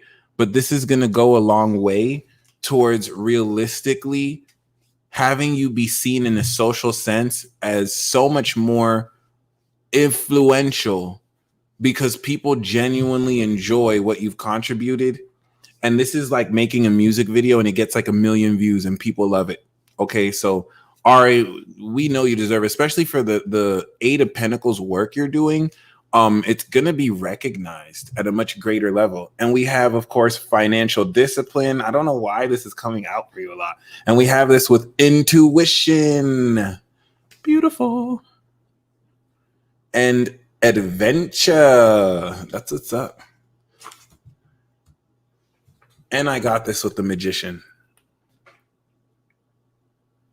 So not only are you coming into the success, you're aligning this with your own unique way of doing it, which is literal magic, which is what's going to also make it popular. It's going to really bring more into reality a lot of how you ground seemingly magical, abstract things, but break down the science of it.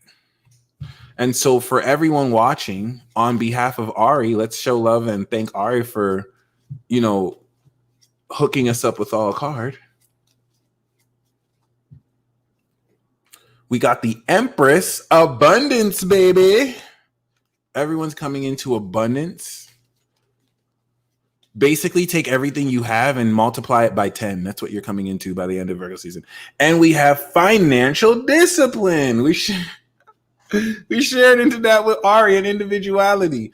So the abundance is going to come in and you're going to exercise discipline to keep what you have. Ooh, ooh, ooh, ooh, ooh.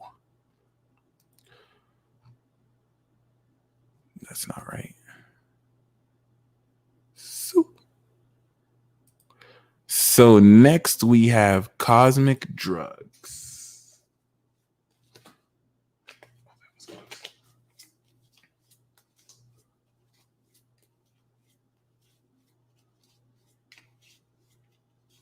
Yeah, see, look at this. Look at this. I'm blatantly getting shadow banned.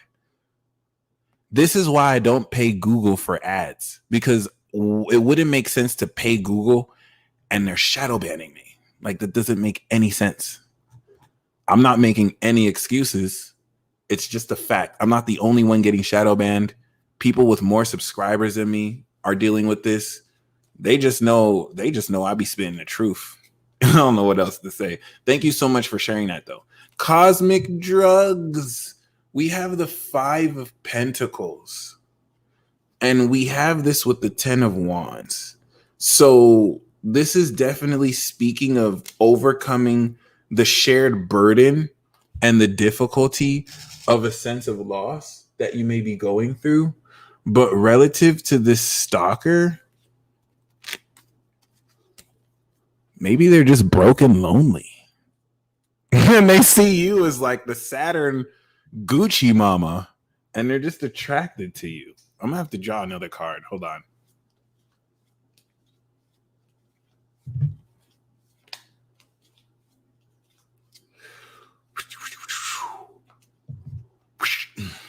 Yeah, we got the 7 of Swords. This is a stalker. Yo, that's insane. That's insane. This is you with the High Priestess. They see you as the High Priestess. 7 of Swords is just... 7 of Swords, if anything, is speaking of the sneaky ways in which you're being interfaced. But I want to see how that correlates with the 5 of Pentacles. Because, oh shit. Well, 7 of Swords could also mean that maneuvers are being made, but the High Priestess means you're intuitive enough to sense it. But the 10 of Wands could be you're so busy you may not also see everything. But worry not, because with the 7 of Swords, this is also being caught. So strategically, what's going to happen is he's going to make a mistake. And when he makes a mistake, get on his ass and expose it. I hope that makes sense. Like, at some point, he's going to slip up. And when that opportunity comes, boom. Okay. Whether that's exposing it, addressing it, you got your walls up.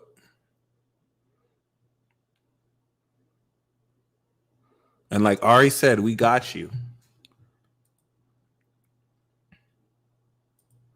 Damn. The Seven of Swords is a unwise plan that may fail.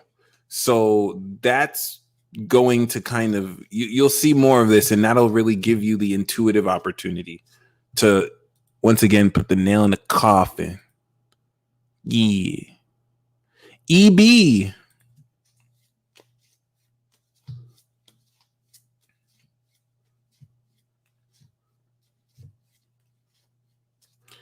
EB, we have the Five of Pentacles and we have the Queen of Swords. So this is interesting because this is talking about whether you feel like you have enough material resources or not, you still want to be on point. The Queen of Swords is professional, right? Some people feel like they need to have certain money before they look the part. And this isn't just about looking the part. This is about staying focused on independent goals. The Queen of Swords can also be an advisor. You may deal with someone who may look poor, but is a genius. And that's really the Queen of Swords. Either this is you, and I don't want to say look poor, but it's not the Nine of Pentacles that dresses lavishly. Five of Pentacles doesn't necessarily have to be you're broke. It could be that you don't mind dressing like a bum. But then when people talk to this person, they're like, oh, she's super intelligent. Damn, this is a whole queen. So keep that in mind. Because it's that type of thing. Like once they open their mouth, people start to listen because they're actually saying stuff. This could also be representative of someone you gain advice from. So the message that I'm getting here, though, is don't necessarily feel like you have to have a certain amount of money before you, which I don't think you feel, but it's just saying to champion that professionalism. And regardless of whatever sense of loss or alienation, it's not really going to last the test of time. Alexandra Wozniuk, I got you.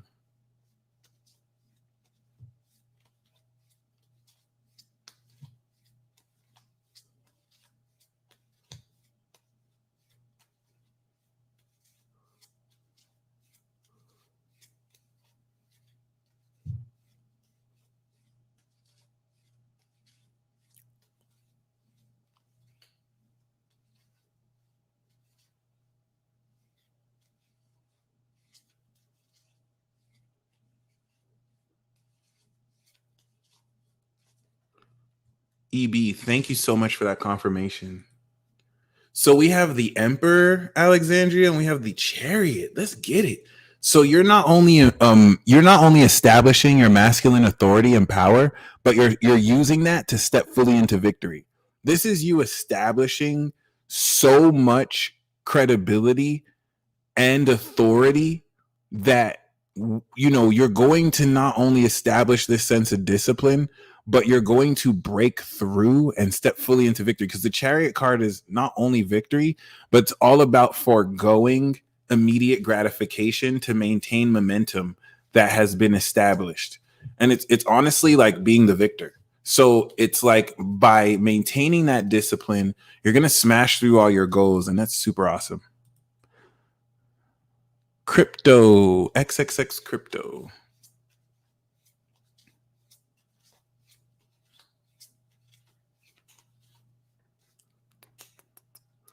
Virgo, Sun, Sag, Moon, Pisces rising. We got a super mutable magic goddess here. We got the 10 of Swords. And this is coming with the 3 of Wands. This is so symbolic. The end of a difficult situation is here. The darkness is out. The sun is shining. And after that, you're able to plan newly. So whatever anxiety or negativity you've gone through, that's over. And the only place to go is up. And you're going to be able to set new long-term plans that you couldn't do as you're having to deal with that more difficult situation before. So something that might be perceived as a failure is going to lead into a new beginning as well. And this comes with patience and completion. Completion correlating to that 10 of Swords.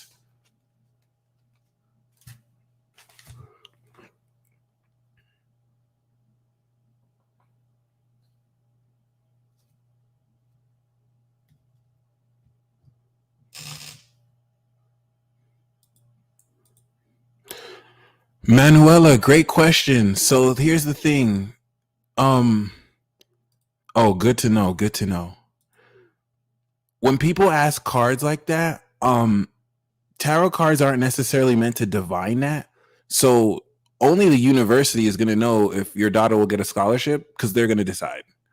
Be very wary of people who can tell you yes or no that you can do that or not.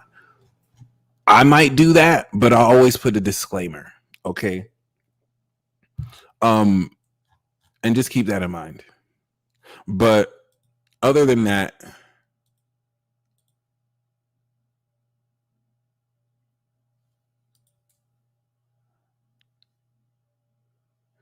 oh, you idiots rejected my appeal.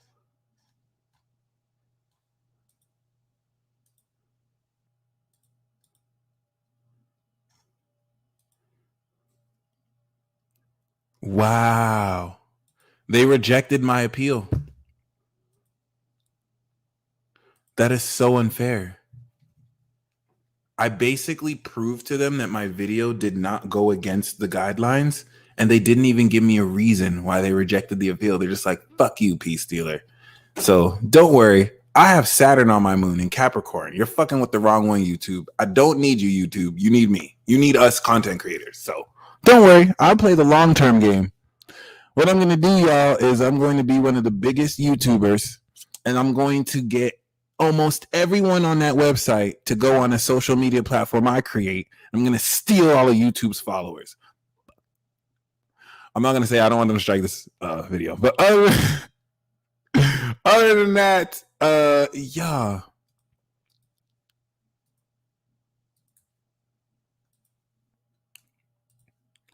Dominique. Yeah, Trump has a class action lawsuit, so I might have to join that. I might have to join the class action lawsuit. I'm not gonna lie. I don't know if it's too late to do that, but if I can, I'm gonna do that.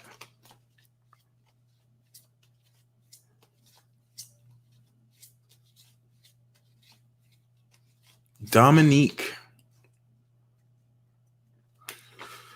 We have the 10 of Swords. So once again, the end of a difficult situation. Dominique, this could induce failure. So you might have to deal with the sense of losing something, but this will create a new beginning.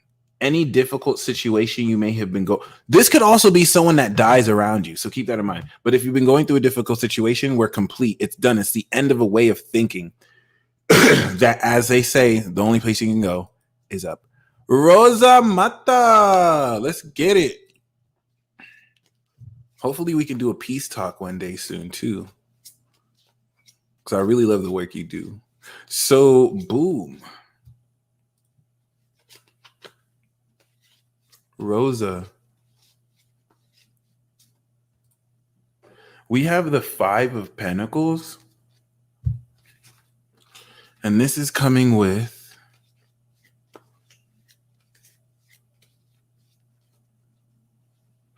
change. So at one level, if you've been feeling alienated, ostracized, demonized, unsupported because of what you do, misunderstood, there's a lot of change coming. And the change is Virgo season, the mutable sign. The change is Virgo season. So all through September. And this is where it's going to change your outlook on who you're connecting with, on who's supporting you. We even have the Ace of Cups coming to really come into this new spiritual awakening. And we have love, which comes through here. No, I'm going to join Trump's suit. You know why? Because he has 20 degrees North Node in Gemini, which is my sun. So it would actually make more sense to join it, even if he wins or not. I just don't know if it's too late to do it. But yeah, it is what it is. Next, we have Maxine Farias.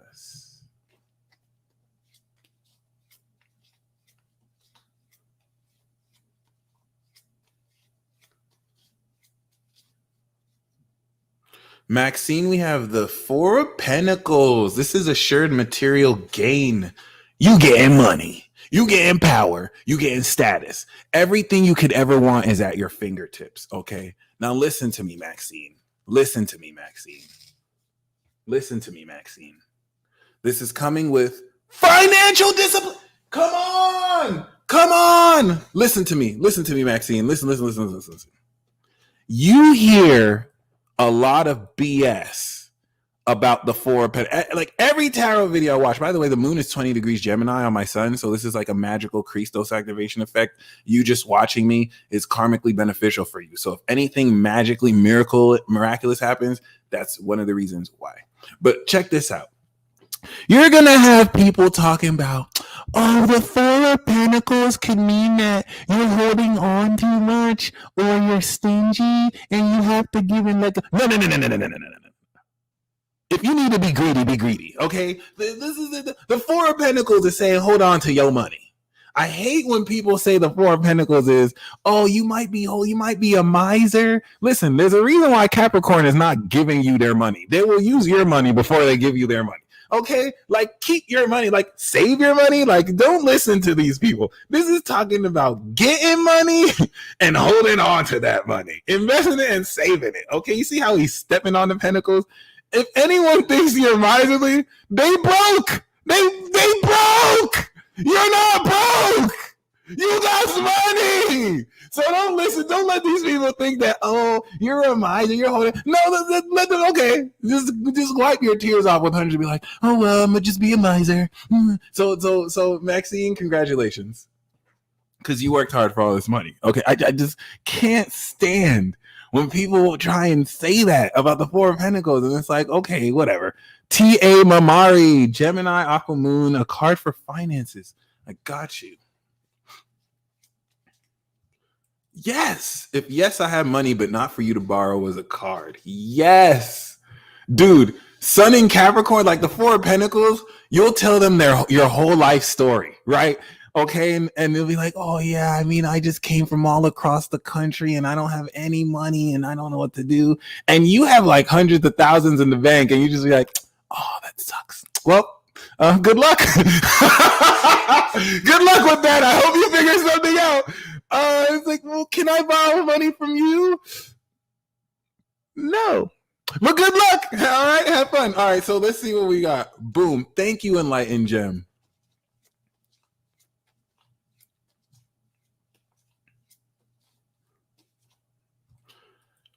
We have the Four of Swords. So concerning finances, you're going to clear your mind around it.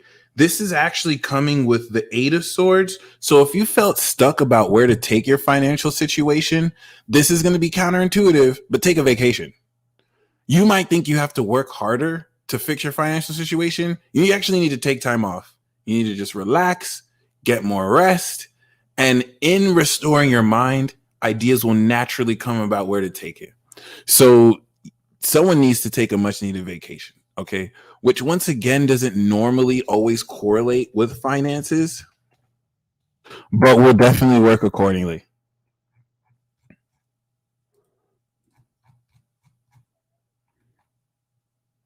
This can also be administration work, legal work, being a healthcare worker. This could be taking care of someone in your work or dealing with dead people in funeral homes. But next we have Tashika Bell. A soulmate, his name is Cameron, recently came back with bad intentions. I had to walk away for good. Congratulations. What was the karmic lesson in this situation? In a nutshell, it's walking away from what you don't deserve. The card we have for that is the Four of Swords.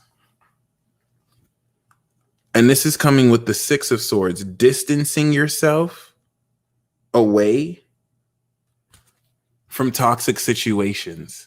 But the Four of Swords is you literally putting to rest that toxic relationship. So the Four of Swords can mean that as a single person, you're at peace with being on your own. And you walking away from him established that you are not in any way codependent. And it really established more independence for you. Tashika, we also have this with financial discipline, but I'm going to pull another one. Everyone's disciplining their finances. Is it because we're near Virgo season? Like, what the hell? So we also have spirituality. And because you've like walking away from him was very symbolic. And this is spirit like saying, okay, you're ready for this next level of your path. Boom. I saw 222 views and 22. And I think that's specifically for you too. So if 22 sticks out for you, this will also be a guide. And for everyone else it applies to. Capricorn Sun, Aries Moon, Sag Rising, Gabrielle Bryant. Let's get it.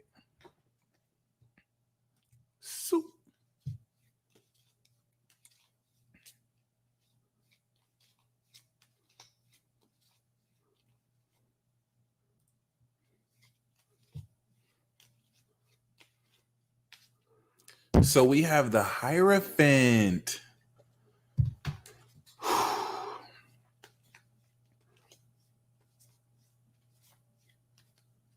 And this is coming with effort.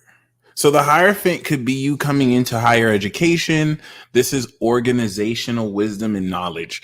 This is the Pope that has the keys to all wisdom and knowledge. So you may be putting in effort to learn a new field. This could be you working in a school or any organization. The Hierophant that I see for you is coming into the spiritual keys that will take abstract beliefs and actually fill them in with knowledge that you can actually learn and teach.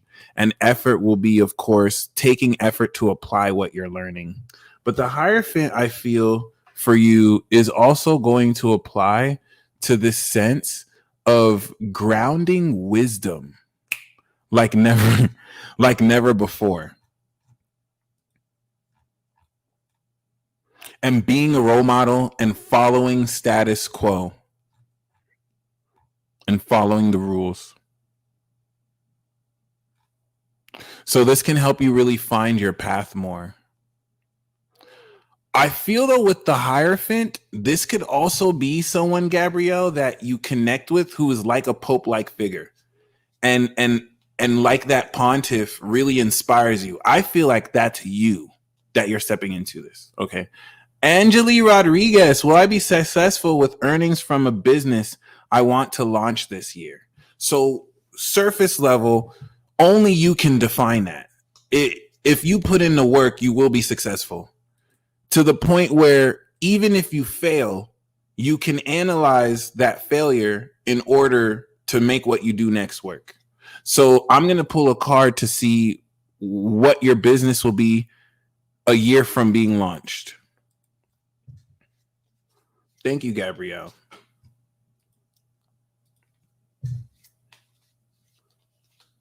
Because a lot of times, and this is really the fault of tarot readers, a lot of times we want tarot cards to tell us, will this be successful? Will that be successful? And tarot cards can't tell you that.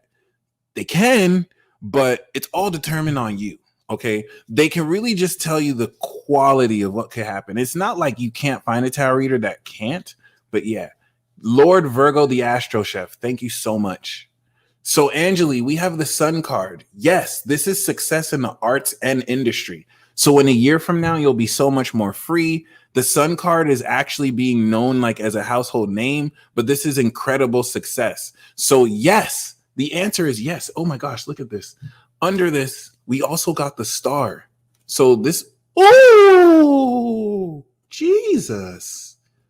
You might be famous. I don't know what business you launching. This might be some Shark Tank shit. Jesus. Hey, what's up, Angelique? Damn. Okay. Holy crap.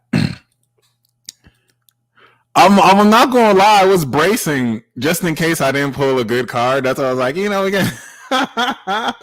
Yeah, I'm gonna have to hit you up, straight up, straight up. I was just in case the cards were favorable, but nope, they were just like boom. And you should be famous. That's facts. I think what you're gonna do is gonna be very inspirational to people, especially with what you're doing from the ground up. So it's gonna open up a lot of opportunities for you.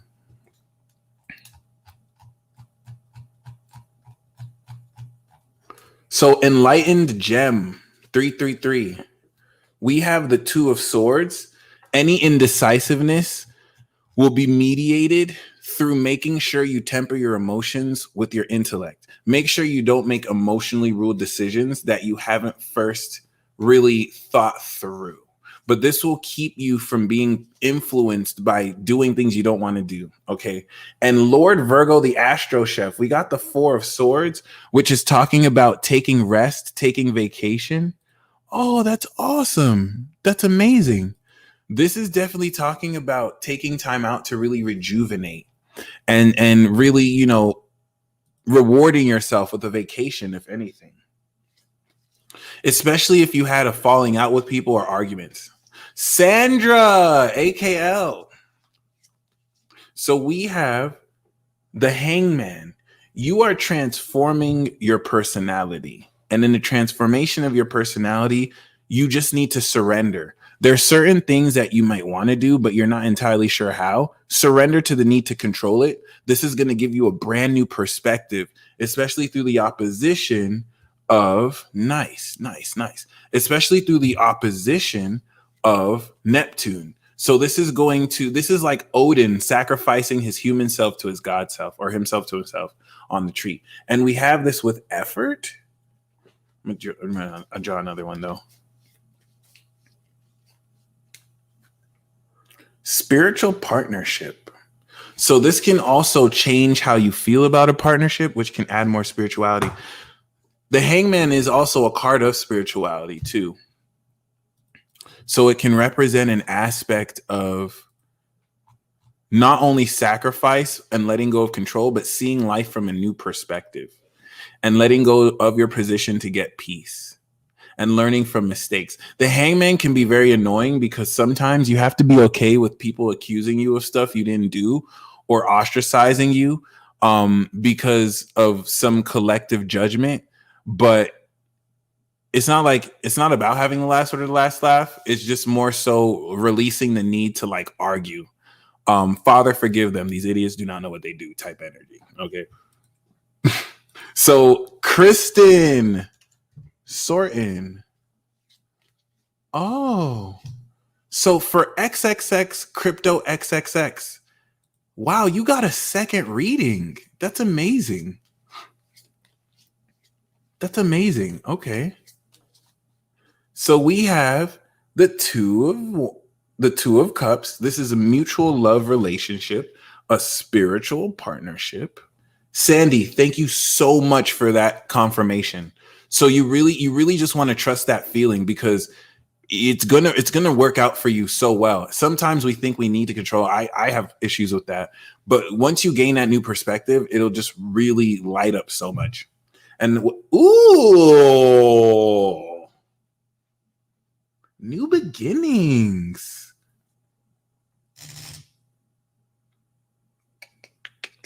That's beautiful. Amen. I love that. So that's beautiful. This is like a new adventure and beginning in a mutual bond. This doesn't even have to be romantic. It could be two best friends starting something, but this could be romantic. Ashley Clement Salem.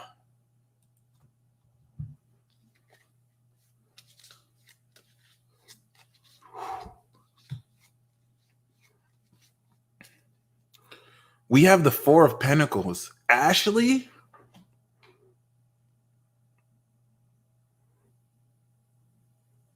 you getting money. Welcome to the Get Money Club. Welcome to the Get Money Club. We get money over here. You getting money, Ashley. This is Osiris, by the way. You getting money. You got everything you want in your finger. Listen, this is the type of money you make. You start acting brand new on fools. Ashley, this is the type of money you make. You You get a chinchilla mink fur, and you're like, who are you? You said we went to high school? I don't remember you. You're speaking broke. Who are you? Okay? Don't actually, listen. Don't let people feel like you acting brand new. You getting money now. And you probably already getting money, but you like saluted like this is money that's gonna last. Okay, you work for that money, okay? I don't care what people say, you acting brand new now. Okay, you too rich for people now. You too rich for people now. Okay, especially if they were too rich for you. You don't got time for people anymore. You making money. You got too much resources, okay? That's all I'm saying. That's all I'm saying. Okay, there you go. Congratulations, by the way. Congratulations, by the way. You hustling. You working. Okay. Alexandro Javier. I don't do Zans, just Joe. I feel you. Love the content and knowledge. Just spitting, bro. Now let's see what these cards got for. I got you. Congratulations, Ash.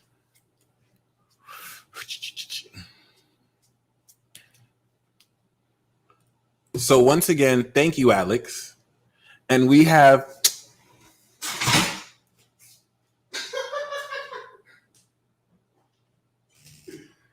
yo, get the fuck out of here.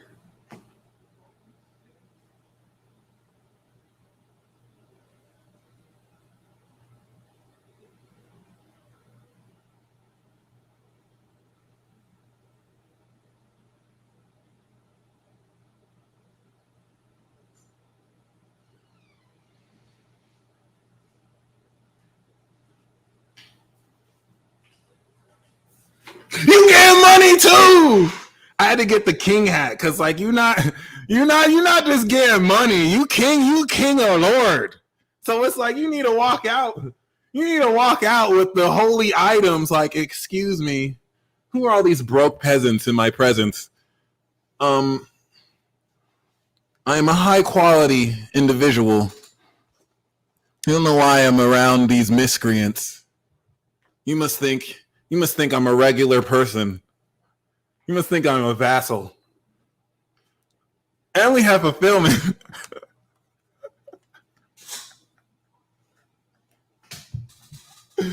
You're like, who does he think he is? And you don't hear him be like, excuse me, I make bags bigger than your whole monthly income.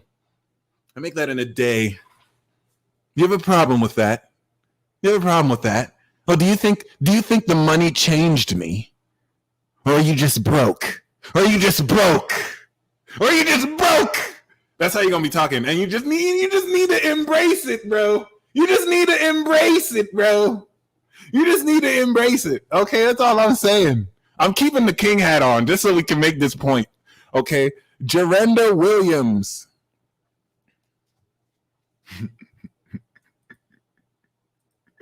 Jerenda Williams. Bags bigger than your mama's eyelids. Oh my God. All right. So we have the King of Swords. The King of Swords is you being at the highest level of your intellect.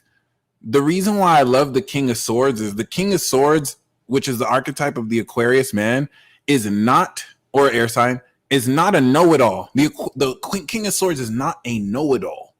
They actually know. So like you're actually very good at what you do. This is the archetype of you coming in to being an expert in your field, or you may be attracting or dealing with someone who you can gain this expert advice from.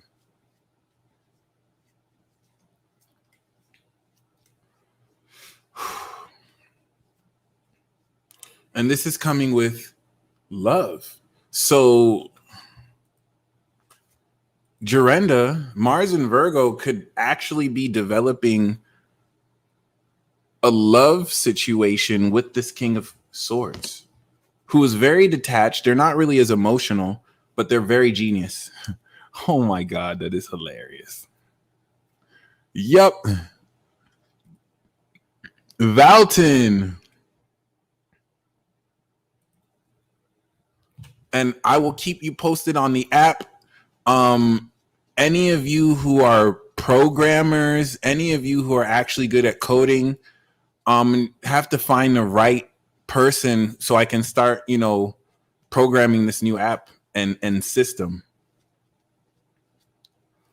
So Vaulton, we have the Sun card, bro. This is talking about stepping into amazing happiness, especially induced by this sense of success and joy. It's a self-realization, amongst other things, at the realization of you breaking through your challenges and having so much to be happy about. It's not just like a superficial happiness, like, oh, today was a good day.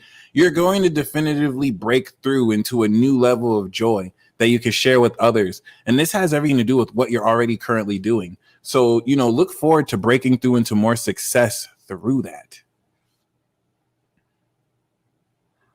Hierophant is Taurus, and the person I'm with right now is a Taurus. There was a part of me that felt that the Hierophant could be someone you're dating. So thank you, Gabrielle. That was actually very insightful.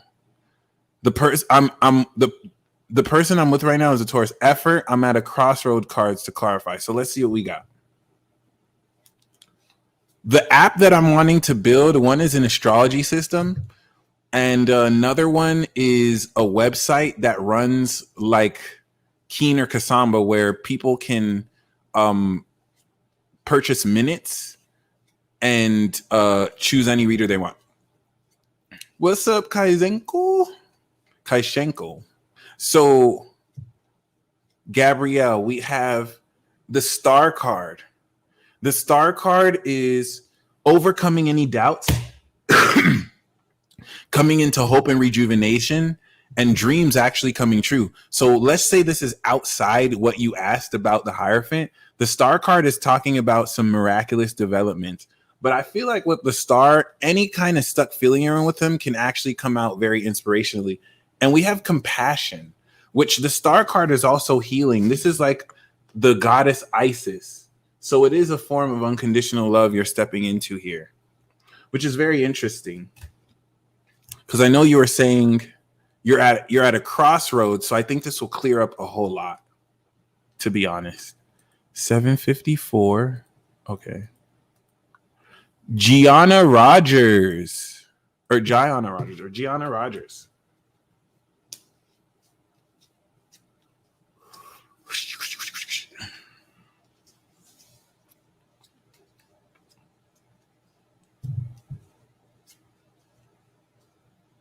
No problemo. So, Gianna, we have the 7 of Wands. You must stand up for what you believe. We got this for Scorpio.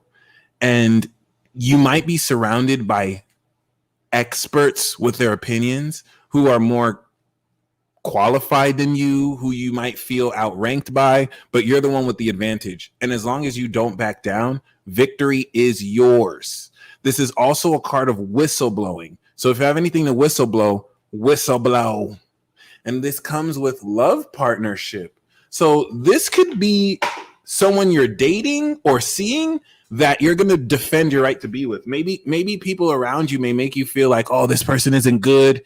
And you know what you see in this person. So keep that in mind as well, which is very interesting. And finally, Sanchia Divine, Cancer Sun rising.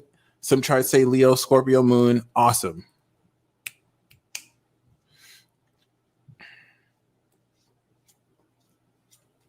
Ali, thank you. And Paul, much appreciated.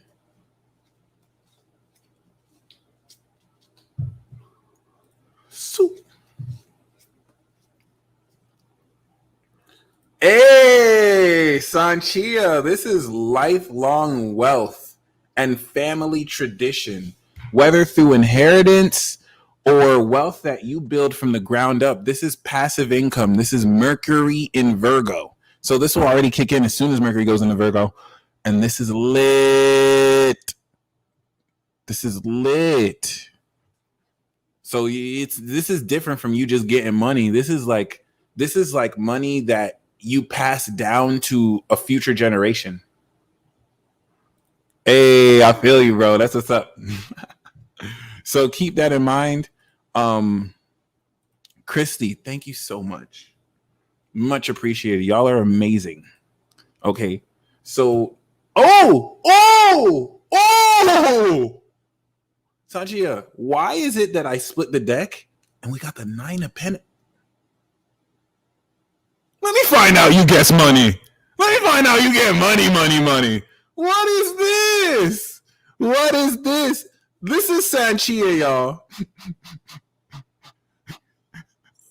All I have is friends, money, good looks, more money, influence, and even more money. What am I gonna do? Yep, I love it. Okay, so congratulations. I love that you said, I have been working on my legacy. I am grateful. That is amazing. And so the legacy you're working on is going to last the test of time. Congrats. I think that was an amazing way to end this live. Y'all stay blessed as always. Practice makes perfect. So the first part of this Mars and Virgo is going to be fleshing in the technique you'll be mastering. And the last part is mastering that technique socially with others and then integrating that social mastery to the world. Make it count.